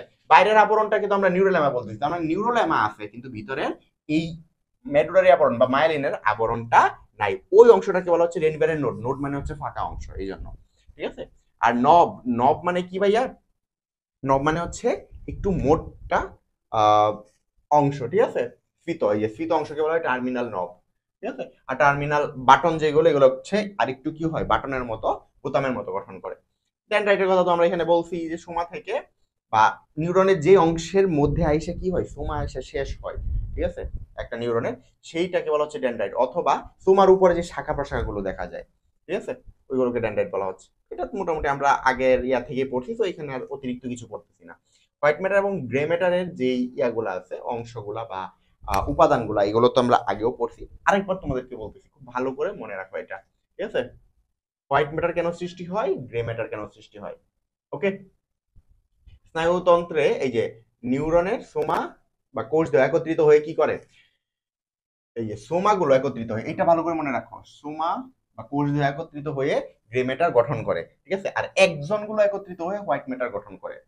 এছাড়া এই যে সোমা আছে, সোমার সাথে কি থাকতে পারে, নিউরোগ্লিয়া থাকতে পারে, ঠিক আছে। এটা একটু ভালো করে মনে রাখবা, কি কি থাকবে তাহলে, সোমা থাকবে, নিউরোগ্লিয়া থাকবে, ওকে। আর একজন থাকবে হচ্ছে কোথায়, হোয়াইট ম্যাটার। এটা কিন্তু আমরা গাজী আজমল স্যারের বইয়ের ওই রেফারেন্সের মধ্যে কিন্তু তোমাদের বলছিলাম, ঠিক আছে। আর সিনাপসও থাকবে সেখানে গ্রে ম্যাটারের ক্ষেত্রে, ওকে। একজন এবং ডেনড্রাইটের মধ্যে পার্থক্য যখন পড়বা, তখন দেখবা হচ্ছে কোনটাতে কি আছে, কোনটাতে কি নাই, কোনটাতে বেশি, কোনটাতে কম, এরকম, ঠিক আছে। এইটুকুই। আর এখানে একটু বেশি কঠিন করে দিছে, অনেক কঠিন করে দিছে। আমরা মাজেদা ম্যামের বইয়ে আরো সহজ ভাবে পড়বো, ঠিক আছে। এখানে একটা তথ্য জাস্ট অতিরিক্ত মুখস্থ রাখতে হবে এই নিউরনের প্রকারভেদের মধ্যে, সেটা হচ্ছে অ্যাপোলার বা অমেরু যে নিউরনটা, এটার মধ্যে অ্যাড্রোনাল মেডুলার ক্রোমাফিন নিউরনটাও অন্তর্ভুক্ত থাকবে। আর বাকি যেগুলো আছে এগুলো আমরা আগেই পড়ে ফেলছি। আর এটা দ্বিমেরু যে নিউরনটা, এটা তো আমি বলছি নাক, রেটিনা এবং কক্লিয়াতে। আরো সহজ ভাষায় বললে চোখ, নাক এবং কানের মধ্যে। এখন দেখো চোখের মধ্যে যেটা আছে রেটিনা, ওই রেটিনার মধ্যে 10টা হচ্ছে লেয়ার বা স্তর থাকে। ওই 10টা লেয়ারের মধ্যে একটা হচ্ছে বাইপোলার নিউরন লেয়ার, ওই বাইপোলার নিউরন লেয়ারের মধ্যে হচ্ছে বাইপোলার নিউরনটা থাকে, ঠিক আছে। অন্তঃকরণের মধ্যে কি থাকে, আমাদের ককলিয়া থাকে, তাই না, এই যে নরক, এই জন্য বলছিলাম নাক, রেটিনা এবং ককলিয়া। এই ককলিয়াটা থেকে অন্তঃকরণের মধ্যে, এই ককলিয়ার ভিতরে কি থাকবে, স্নায়ু থাকবে। ওই স্নায়ুগুলো হচ্ছে দ্বিপোলার বা দ্বিমেরু নিউরন বা বাইপোলার নিউরন, ঠিক আছে। আর অলফ্যাক্টরি যেগুলো, এগুলো তো নাকের মধ্যে থাকে, এটা তো সবাই জানোই। ওই অলফ্যাক্টরি স্নায়ুর মধ্যে কি থাকবে, দ্বিপোলার নিউরন থাকবে। আর বাকিগুলো সব আমাদের পড়া হয়ে গেছে। আজ্ঞাবাহী সংজ্ঞাবাহী তো আমরা পড়ছি ভাইয়া। আজ্ঞাবাহী মানে কাজ করবে, সংজ্ঞাবাহী মানে হচ্ছে আমাদের এই যেই জায়গায় কি আছে, সেন্সরিয়া আছে, সেগুলো মস্তিষ্কে নিয়ে যাবে বা স্পাইনাল কর্ডে নিয়ে যাবে। আর আন্তঃসংযোগী যেটা, এটাকে বলা হচ্ছে ইন্টারনিউরন, মানে ভিতরেই যে নিউরন গুলো আছে তাদের মধ্যে যদি সংযোগ হয়, তখন সেটাকে আমরা বলবো আন্তঃসংযোগী নিউরন, ঠিক আছে। তারপর নিউরোগ্লিয়া, যেটা আমি বলছি কেন্দ্রীয় স্নায়ুতন্ত্রের নিউরন গুলো সমর্থন দেওয়ার জন্য যে যে বিশেষ কিছু স্নায়ু থাকে, মানে হচ্ছে নিউরনকে চারপাশ দিয়ে ঘেরাও রাখে যেগুলো, সেগুলো হচ্ছে নিউরোগ্লিয়া, ঠিক আছে। অ্যাস্ট্রোসাইট, অলিগোডেন্ড্রোসাইট, মাইক্রোগ্লিয়ার হচ্ছে অ্যাপেন্ডাইমা। অ্যাপেন্ডাইমাটাও এক্সট্রা মনে রাখবা, কোনটা কি কাজ করে। অ্যাস্ট্রোসাইট পুষ্টি দেয়, অলিগোডেন্ড্রোসাইট হচ্ছে মাইলিন আবরণ গঠন করে, মাইক্রোগ্লিয়া জীবাণু ভক্ষণ করে ফ্যাগোসাইটোসিসের মাধ্যমে। কারণ হচ্ছে কি, এরা মাইক্রোগ্লিয়া হচ্ছে ম্যাক্রোফেজ, এই জন্য, ঠিক আছে। নাম মাইক্রো কিন্তু সে কিন্তু ম্যাক্রোফেজ, ঠিক আছে।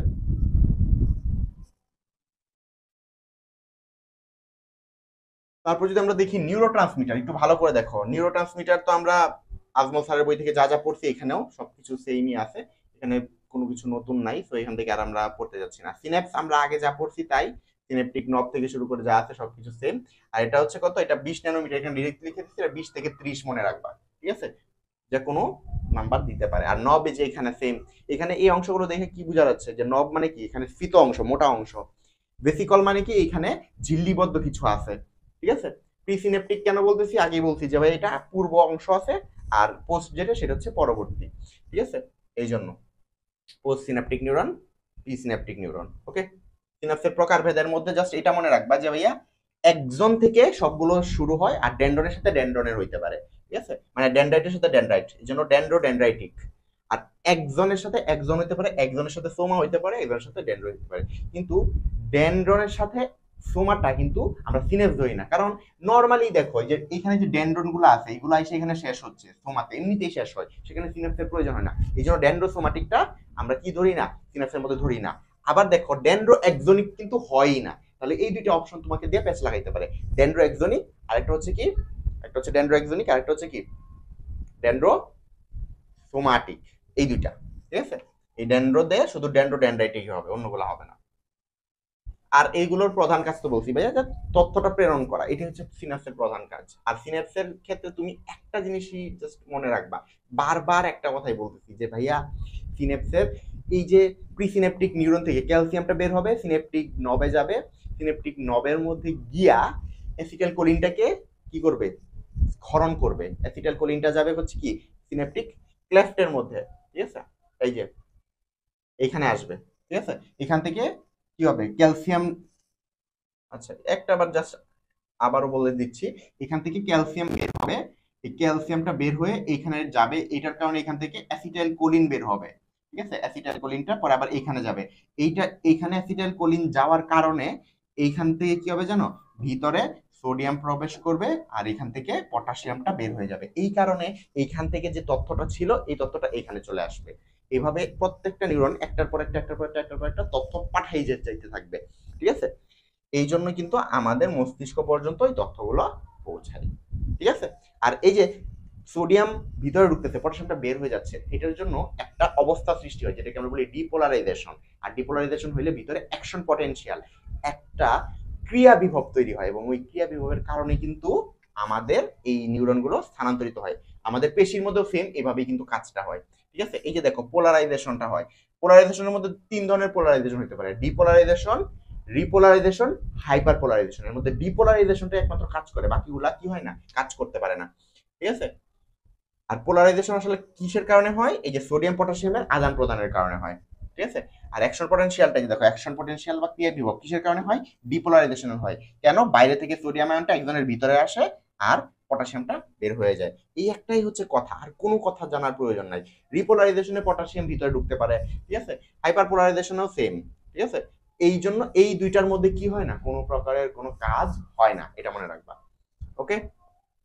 রিফ্র্যাক্টরি পিরিয়ডটা কি ভাইয়া, এই যে সোডিয়াম পটাশিয়াম ভিতরে যাচ্ছে আসতেছে, তথ্যটা যাওয়া আসা করতেছে, এর জন্য কিছুটা সময়ের কি থাকে, একটা বলা যায় যে ক্রিয়া বিভব হওয়ার আগে একটা সময়ের কি থাকে, একটু আরামের প্রয়োজন হয়, কিংবা একটু দেরি হয়, ঠিক আছে। ওই দেরি হওয়ার সময়টাকেই বলতেছে হচ্ছে রিফ্লেক্টরি পিরিয়ড। এই যে নিউরনটা স্বাভাবিক অবস্থায় ফিরে আসতে, যে একটা তথ্য পাঠাইছে, পাঠায় নিউরনটা আবার তার আগের অবস্থানে যে ফিরে আসবে, ওই আগের অবস্থানে ফিরে আসতে যতটুকু সময় লাগে ওই সময়টাকে বলা হয় হচ্ছে রিফ্লেক্টরি পিরিয়ড, ঠিক আছে। এতটা কাজ করছে, তারপর তার একটু আরামের দরকার হবে না, ওই আরামের সময়টা কি বলা হচ্ছে রিফ্লেক্টরি পিরিয়ড। আর মাইলিন আবরণ যদি থাকে তাহলে সুবিধাটা কি, এই যে আমি বলছিলাম প্রায় 10 থেকে 50 গুণ গতি বাড়ায়া দেয়, 10 থেকে 50 গুণ গতি বাড়ায়া দেয়, ঠিক আছে, তথ্য ট্রান্সমিশনের জন্য বা সিনেপটিক ট্রান্সমিশনের জন্য, ওকে। তথ্য তাড়াতাড়ি কি হবে, এখানে পরিবহন হবে। আচ্ছা, তারপর আমরা মস্তিষ্কের মধ্যে চলে যাচ্ছি। মস্তিষ্ক আগে তো আমরা সব পড়াইছি, এখন জাস্ট কিছু জিনিস দেখে নিই এখানে কি আছে ভাইয়া। এই যে বিজ্ঞানী চার্লস শেরিংটন বলছে এটাকে গ্রেট রেভেল নট। যদি তোমাকে কোনো জিজ্ঞেস করে গ্রেট রেভেল নট এটা কাকে বলা হচ্ছে অথবা কাকে উল্লেখ করছেন, কার জন্য বলছেন, তাহলে শেরিংটন বলছে কার জন্য, এটা ব্রেইনের জন্য, ঠিক আছে, আমরা মস্তিষ্কের জন্য। আর এটা আয়তন কতটুকু, 1500 সিসি, আর মহিলাদের জন্য 1300 সিসি। এটার যেই নিউরনের সংখ্যা আমরা যেটা বলছিলাম 100 বিলিয়ন নিউরন, আর 1 বিলিয়ন হচ্ছে নিউরোবিলিয়ন, যেটা আগে বলছিলাম যে আগের পেজের মধ্যে কিন্তু ভুল লেখা ছিল, এখানে ঠিক আছে, ঠিক আছে। আর আমরা মস্তিষ্কের মধ্যে কত পার্সেন্ট নিউরন ব্যবহার করি, মাত্র 4%, বাকি সবটুকুই আমরা কি করি না, ব্যবহার করি না, ঠিক আছে। তারপর দেখো আমাদের যে ব্রেন আছে, ব্রেনের তিনটা পার্ট, এটা তো আমরা আগে পড়ছি, প্রোজেনসেফালন, মেসেনসেফালন আর রম্বেনসেফালন, ঠিক আছে। আবার প্রোজেনসেফালনের মধ্যে যেই সেরেব্রামটা আছে এটাকে টেলেনসেফালন ডাকা হয়, এটার নামটাও মনে রাখো। টেলেনসেফালন কাকে রাখা হচ্ছে, সেরেব্রামকে, ওকে। আর সেরেব্রামই মস্তিষ্কের কত 80% অংশ গঠন করে, দুইটা খণ্ডকে সেরেব্রাল হেমিস্ফিয়ার বলা হয়। আর এদের পাশে কি থাকে, ল্যাটারাল ভেন্ট্রিকল থাকে, এই যে, ঠিক আছে, সেরেব্রামের ঠিক নিচের দিকে বা পাশের দিকেও বলতে পারো, নিচের দিকে বলতে পারো, পাশের দিকে বলা যাবে না, ঠিক আছে। আচ্ছা, তারপর হচ্ছে সেরেব্রাল কর্টেক্স তো বাহিরের দিকে, এটা গ্রে ম্যাটার দিয়ে গঠিত, আর সেরেব্রাল মেডুলা যেটা এটা ভিতর দিকে, এটা হোয়াইট ম্যাটার দিয়ে গঠিত। মনে রাখবা ব্রেনের ক্ষেত্রে হচ্ছে গ্রে ম্যাটার বাহিরে, হোয়াইট ম্যাটার ভিতরে, আর স্পাইনাল কর্ডের মধ্যে গ্রে ম্যাটারটা ভিতরে, হোয়াইট ম্যাটারটা বাহিরে। এখন আরেকটা জিনিস আছে, সেরেব্রাম এবং সেরেবেলাম এই দুইটা অংশই শুধুমাত্র গ্রে ম্যাটার আর হোয়াইট ম্যাটার দুইটা নিয়ে গঠিত, কিন্তু বাকি যে অংশগুলো আছে সেগুলোতে হয় গ্রে ম্যাটার থাকবে অথবা শুধু হোয়াইট ম্যাটার থাকবে। একটু পরে তোমরা এই নামগুলো দেখতে পাবা যখন তোমাদের কাছে আরো বেশি সহজ হয়ে যাবে সেগুলো। সালকাস আর জাইরাস কি, যখন ওই যে নিচু স্থানগুলো দেখবা সেগুলোকে ইয়া বলতে হয় সালকাস, আর উঁচু স্থানগুলোকে জাইরাস বলছি, এগুলো আমরা আগেই বলছি। অক্সিপিটাল, প্যারাইটাল, টেম্পোরাল, তারপর লিম্বিক লোক, সবগুলোর মধ্যে কোনটা কি কাজ করে এটা আমাদের পড়া হয়ে গেছে। আর এটাই মনে রাখবা, মস্তিষ্কের সেরেব্রাম যদি আঘাতপ্রাপ্ত হয় মানুষ প্যারালাইজ হয়ে যায়। কেন? কারণ হচ্ছে তোমাদের যত স্নায়ু আছে, সেন্সরি স্নায়ুগুলা, ঠিক আছে, সেন্সরি না, সরি মাই মিস্টেক, মোটর স্নায়ুগুলা, মোটর মানে হচ্ছে যেগুলো কাজ করবে, ওই কাজ করার সব স্নায়ুগুলো সেরেব্রামে এসে শেষ হয়। তাহলে সেরেব্রামের মধ্যে যদি রক্তক্ষরণ হয় তাহলে ওই স্নায়ুগুলো কি হয়ে যাবে, কাজ করতে পারবে না, তাহলে মানুষ কি হইতে পারবে না, হাত পা নাড়াইতে পারবে না, প্যারালাইজড হয়ে যাবে। থ্যালামাস দেখো, থ্যালামাসের এই যেটা আমি বলছিলাম যে ভাইয়া গ্রে ম্যাটার দিয়ে গঠিত, এটা মনে রাখবা, ঠিক আছে। এরা থ্যালামাস কি দিয়ে গঠিত, গ্রে ম্যাটার দিয়ে গঠিত, আর গ্রে ম্যাটারে গঠিত এটার সাথে কি থাকে, বেসাল গ্যাংলিয়াটা যুক্ত থাকে, এটা মনে রাখবা। ওকে, তাহলে থ্যালামাস এটা গেল আমাদের। আর এটা কি, সামাজিক আচরণের প্রকাশ ঘটায়, মানুষের ব্যক্তিত্ব বিকাশ ঘটায় এবং সামাজিক আচরণেরও প্রকাশ ঘটায়। হাইপোথ্যালামাস, হাইপোথ্যালামাসটা কি দেখো, এটা তৃতীয় প্রকোষ্ঠের কাছাকাছি অবস্থান করে, মানে মধ্য মস্তিষ্কের মধ্যে আসলে তৃতীয় ভেন্ট্রিকলটা বা প্রকোষ্ঠটা অবস্থান করে। তারপর হাইপোথ্যালামাস এবং ইয়ার কাছাকাছি অবস্থান করে, তো এই জন্য এখানে বলে ফেলছে। ওকে, এই যে হাইপোথ্যালামাস, এইটাও কি দেখো গ্রে ম্যাটার দিয়ে গঠিত, ঠিক আছে। তার মানে থ্যালামাস হাইপোথ্যালামাস দুইটাই কি দিয়ে গঠিত, গ্রে ম্যাটার, এখানে হোয়াইট ম্যাটার নাই। হাইপোথ্যালামাসের কাজ এটাও আমরা সব আগে থেকে পড়ে ফেলছি। আর এখানে নিউরো হরমোন দুইটার নাম মনে রাখো, অ্যান্টিডায়োরেটিক হরমোন আর অক্সিটোসিন, ঠিক আছে। আর এখানে অতিরিক্ত একটা তথ্য যেটা লাগবে সেটা হচ্ছে বায়োলজিক্যাল ক্লক বলা হয় হাইপোথ্যালামাসকে। কেন? তোমার শরীরের মধ্যে যত ছন্দময় জিনিসপত্র আছে সবগুলোকে সে নিয়ন্ত্রণ করতেছে। তাহলে ছন্দময়ের কাজ কি ভাই, একটা নির্দিষ্ট সময় পরপর টিক টিক টিক টিক এক একটা কাজ করা, একটা নির্দিষ্ট সময় পরপর কাজ করতেছে কে, ঘড়ি। তাহলে এই ঘড়ির মতো করেই আমাদের হাইপোথ্যালামাস যেরকম কাজটা করতেছে, এই জন্য হাইপোথ্যালামাসকে বায়োলজিক্যাল ক্লক বলা হয়। ওকে, আচ্ছা। মধ্য মস্তিষ্ক বা মিড ব্রেন এটা আমরা আগেই পড়ে ফেলছি, এখানে নতুন করে কিছু নাই। পশ্চাৎ মস্তিষ্ক বা হাইন্ড ব্রেনের মধ্যে দেখো এই যে সেরেবেলাম আছে, ঠিক আছে। আর সেরেবেলাম হচ্ছে সেরেব্রামের পরে দ্বিতীয় সব থেকে বড় অংশ, ঠিক আছে। এই যে দেখো, এই যে মস্তিষ্কের দ্বিতীয় বৃহত্তম অংশ, এবং কত পার্সেন্ট, 11% গঠন করতেছে। ওকে, এটার বাইরেটাও গ্রে ম্যাটার, ভিতরটা হোয়াইট ম্যাটার। দেখো সেরেব্রাম সেরেবেলাম অনেকটা কিন্তু কাছাকাছি নাম, ঠিক আছে। এই জন্য দেখো জিনিসপত্র কিন্তু অনেক কিছু সেম, এদের নামের ক্ষেত্রেও দেখো, তারপর হচ্ছে এদের পার্সেন্টেজের ক্ষেত্রে দেখো, তারপর হচ্ছে এদের গঠনের ক্ষেত্রে দেখো, সবকিছু মোটামুটি সেম।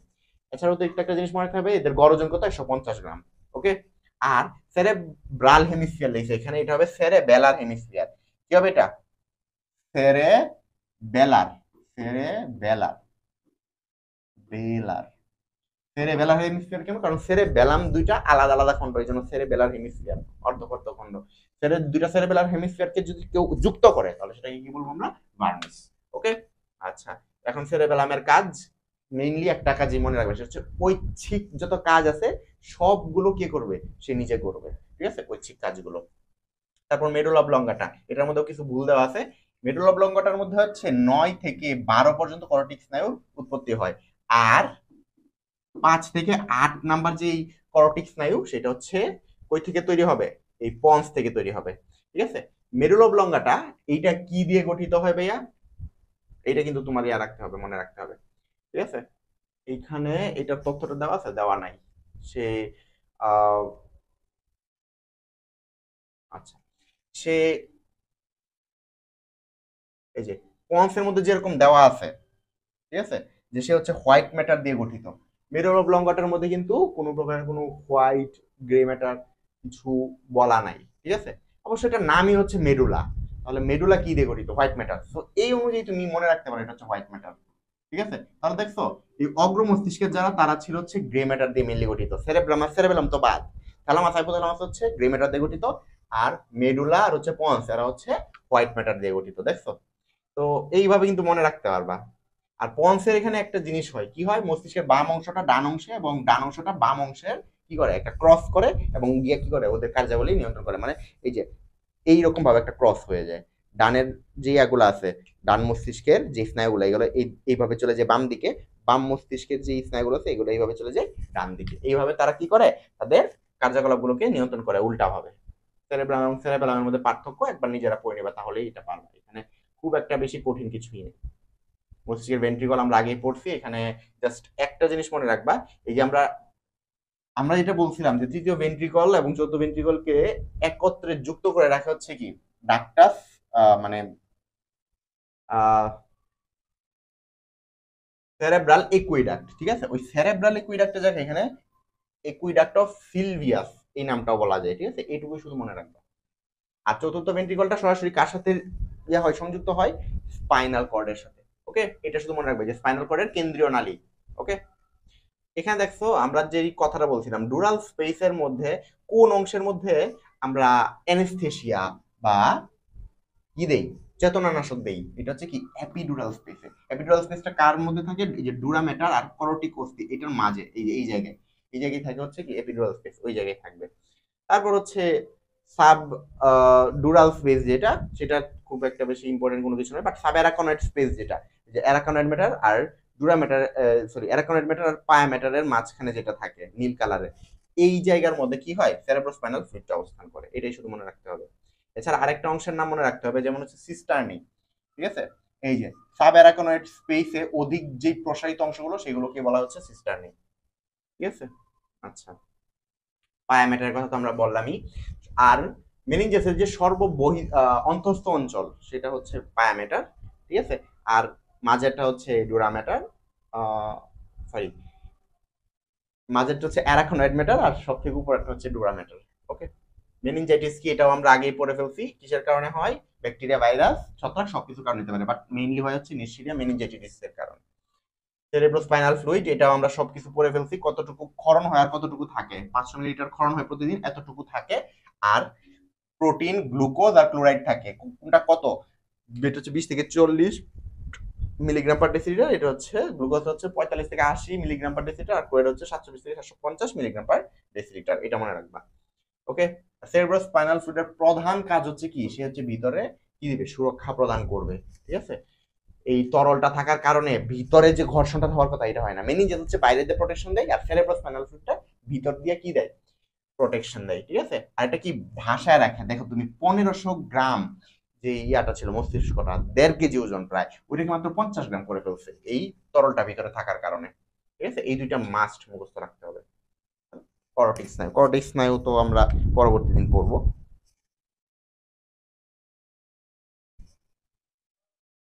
তারপর যদি আমরা মাজেদা ম্যামের বইয়ের মধ্যে চলে যাই, এখন দেখো কিছু তথ্য তুমি এখানেও এক্সট্রা পাবা যেগুলো মনে রাখতে হবে, ঠিক আছে?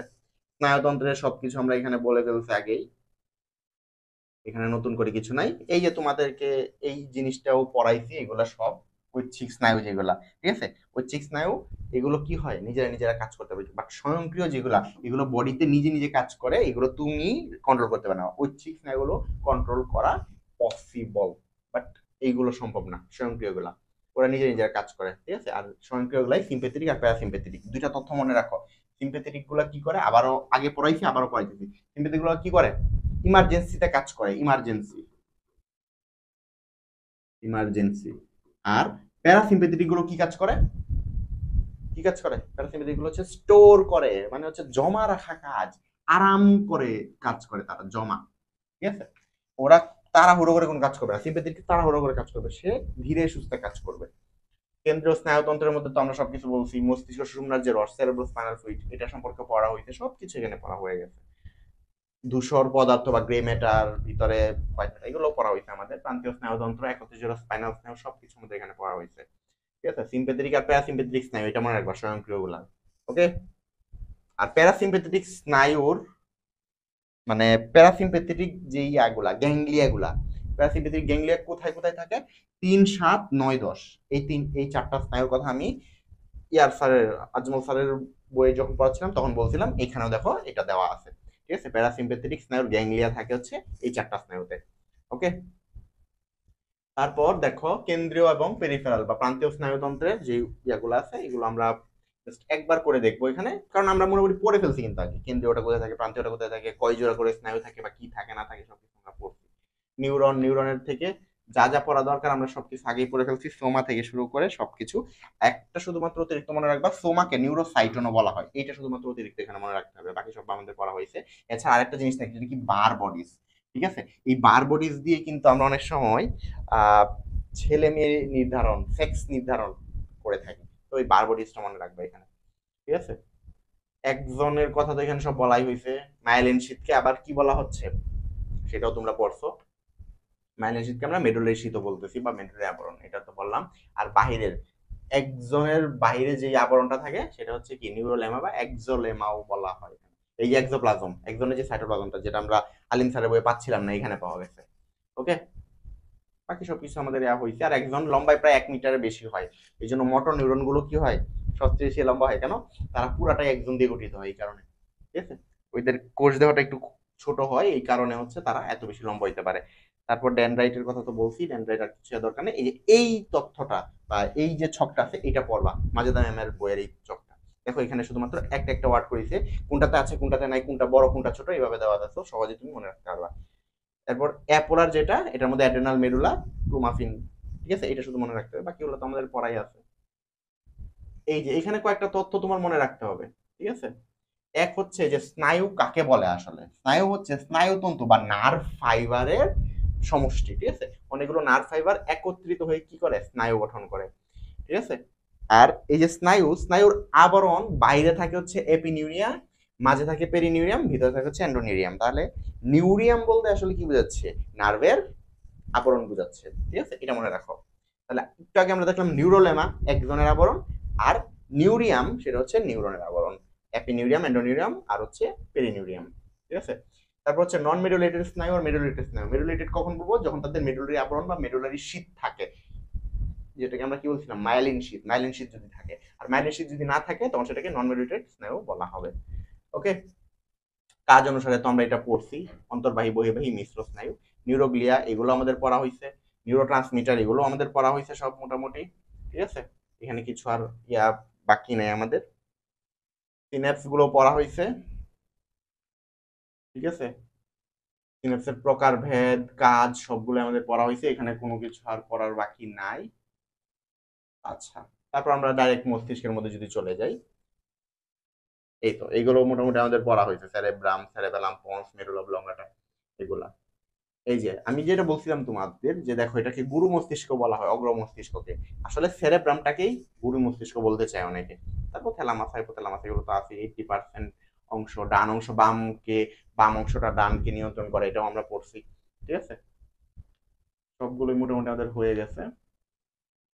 থ্যালামাস আর হাইপোথ্যালামাস, থ্যালামাসের মধ্যে দেখো কি আছে, থ্যালামাসের মধ্যে হচ্ছে রিফ্লেক্স সেন্টার বা প্রতিবর্তী কেন্দ্রটা অবস্থান করে, এটা মনে রাখবা, ঠিক আছে? থ্যালামাসে। তারপর হাইপোথ্যালামাস যেটা আছে, হাইপোথ্যালামাস আমরা পড়লামই। আর হচ্ছে বায়োলজিক্যাল ক্লক, এটাও আমাদের পড়া হয়েছে।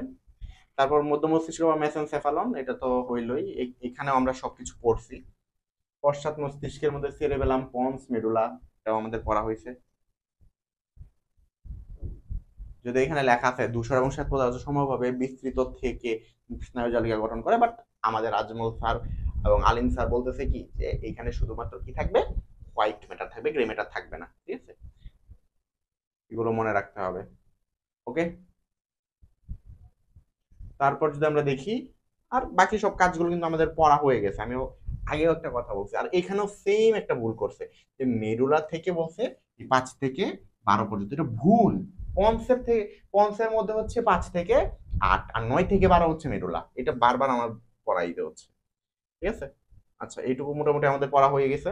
আর আমি তো এটা আগেই বলছি যে ভাইয়া মেডুলার কাজ হচ্ছে অভ্যন্তরীণ যতগুলা অঙ্গ আছে, ভিসেরা গুলা আছে, সবগুলো কাজ সে নিয়ন্ত্রণ করতেছে, সেই ক্ষরণ গুলা, ঠিক আছে?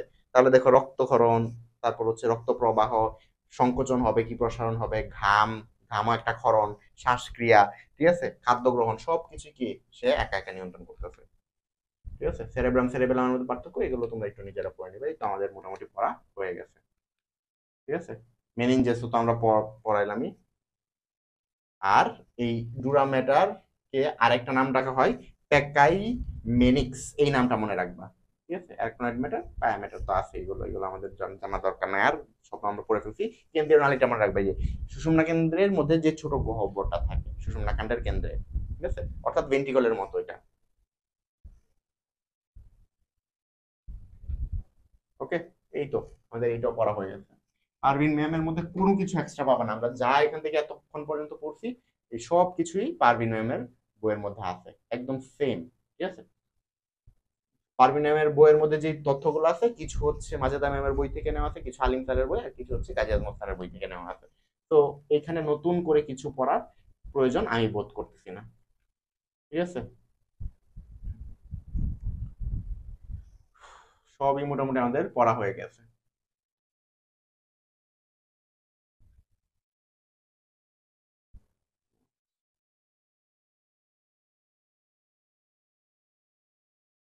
ওকে, তাহলে এই ছিল মোটামুটি আমাদের আজকের এই ক্লাস। আমরা পুরো মস্তিষ্ক এবং নিউরন সম্পর্কিত যত তথ্য ছিল সবগুলো আমাদের পড়া হয়ে গেছে।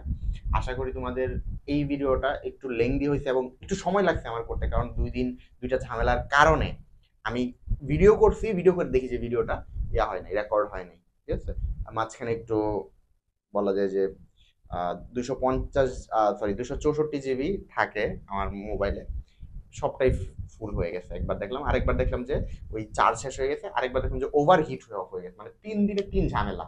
এই কারণে আমাদের ক্লাসটা 3 দিন লেট হয়েছে। ঠিক আছে, কিন্তু আশা করি এখন আর লেট হবে না। এখন আমি বারবার একটু পরপর গিয়ে চেক করে দেখি যে ক্রিয়াগুলো ঠিকঠাক হচ্ছে কিনা ক্লাসটা সম্পূর্ণ। ঠিক আছে, তো তোমাদের যা যতটুকু পড়াইছি এগুলো একটু বোঝার চেষ্টা করো এবং সেগুলো বুঝে বুঝে পড়ার চেষ্টা করো, হয়ে যাবে, সহজ হয়ে যাবে। আর মস্তিষ্কের প্রত্যেকটা অংশের কাজের আলাদা একটা ভিডিও কিন্তু আমরা দিয়ে দিব, সেখান থেকে দেখে নিবা, তাহলে তোমাদের সবকিছু ক্লিয়ার হয়ে যাবে। সবাইকে অসংখ্য ধন্যবাদ ভিডিওতে শেষ পর্যন্ত থাকার জন্য। আল্লাহ হাফেজ।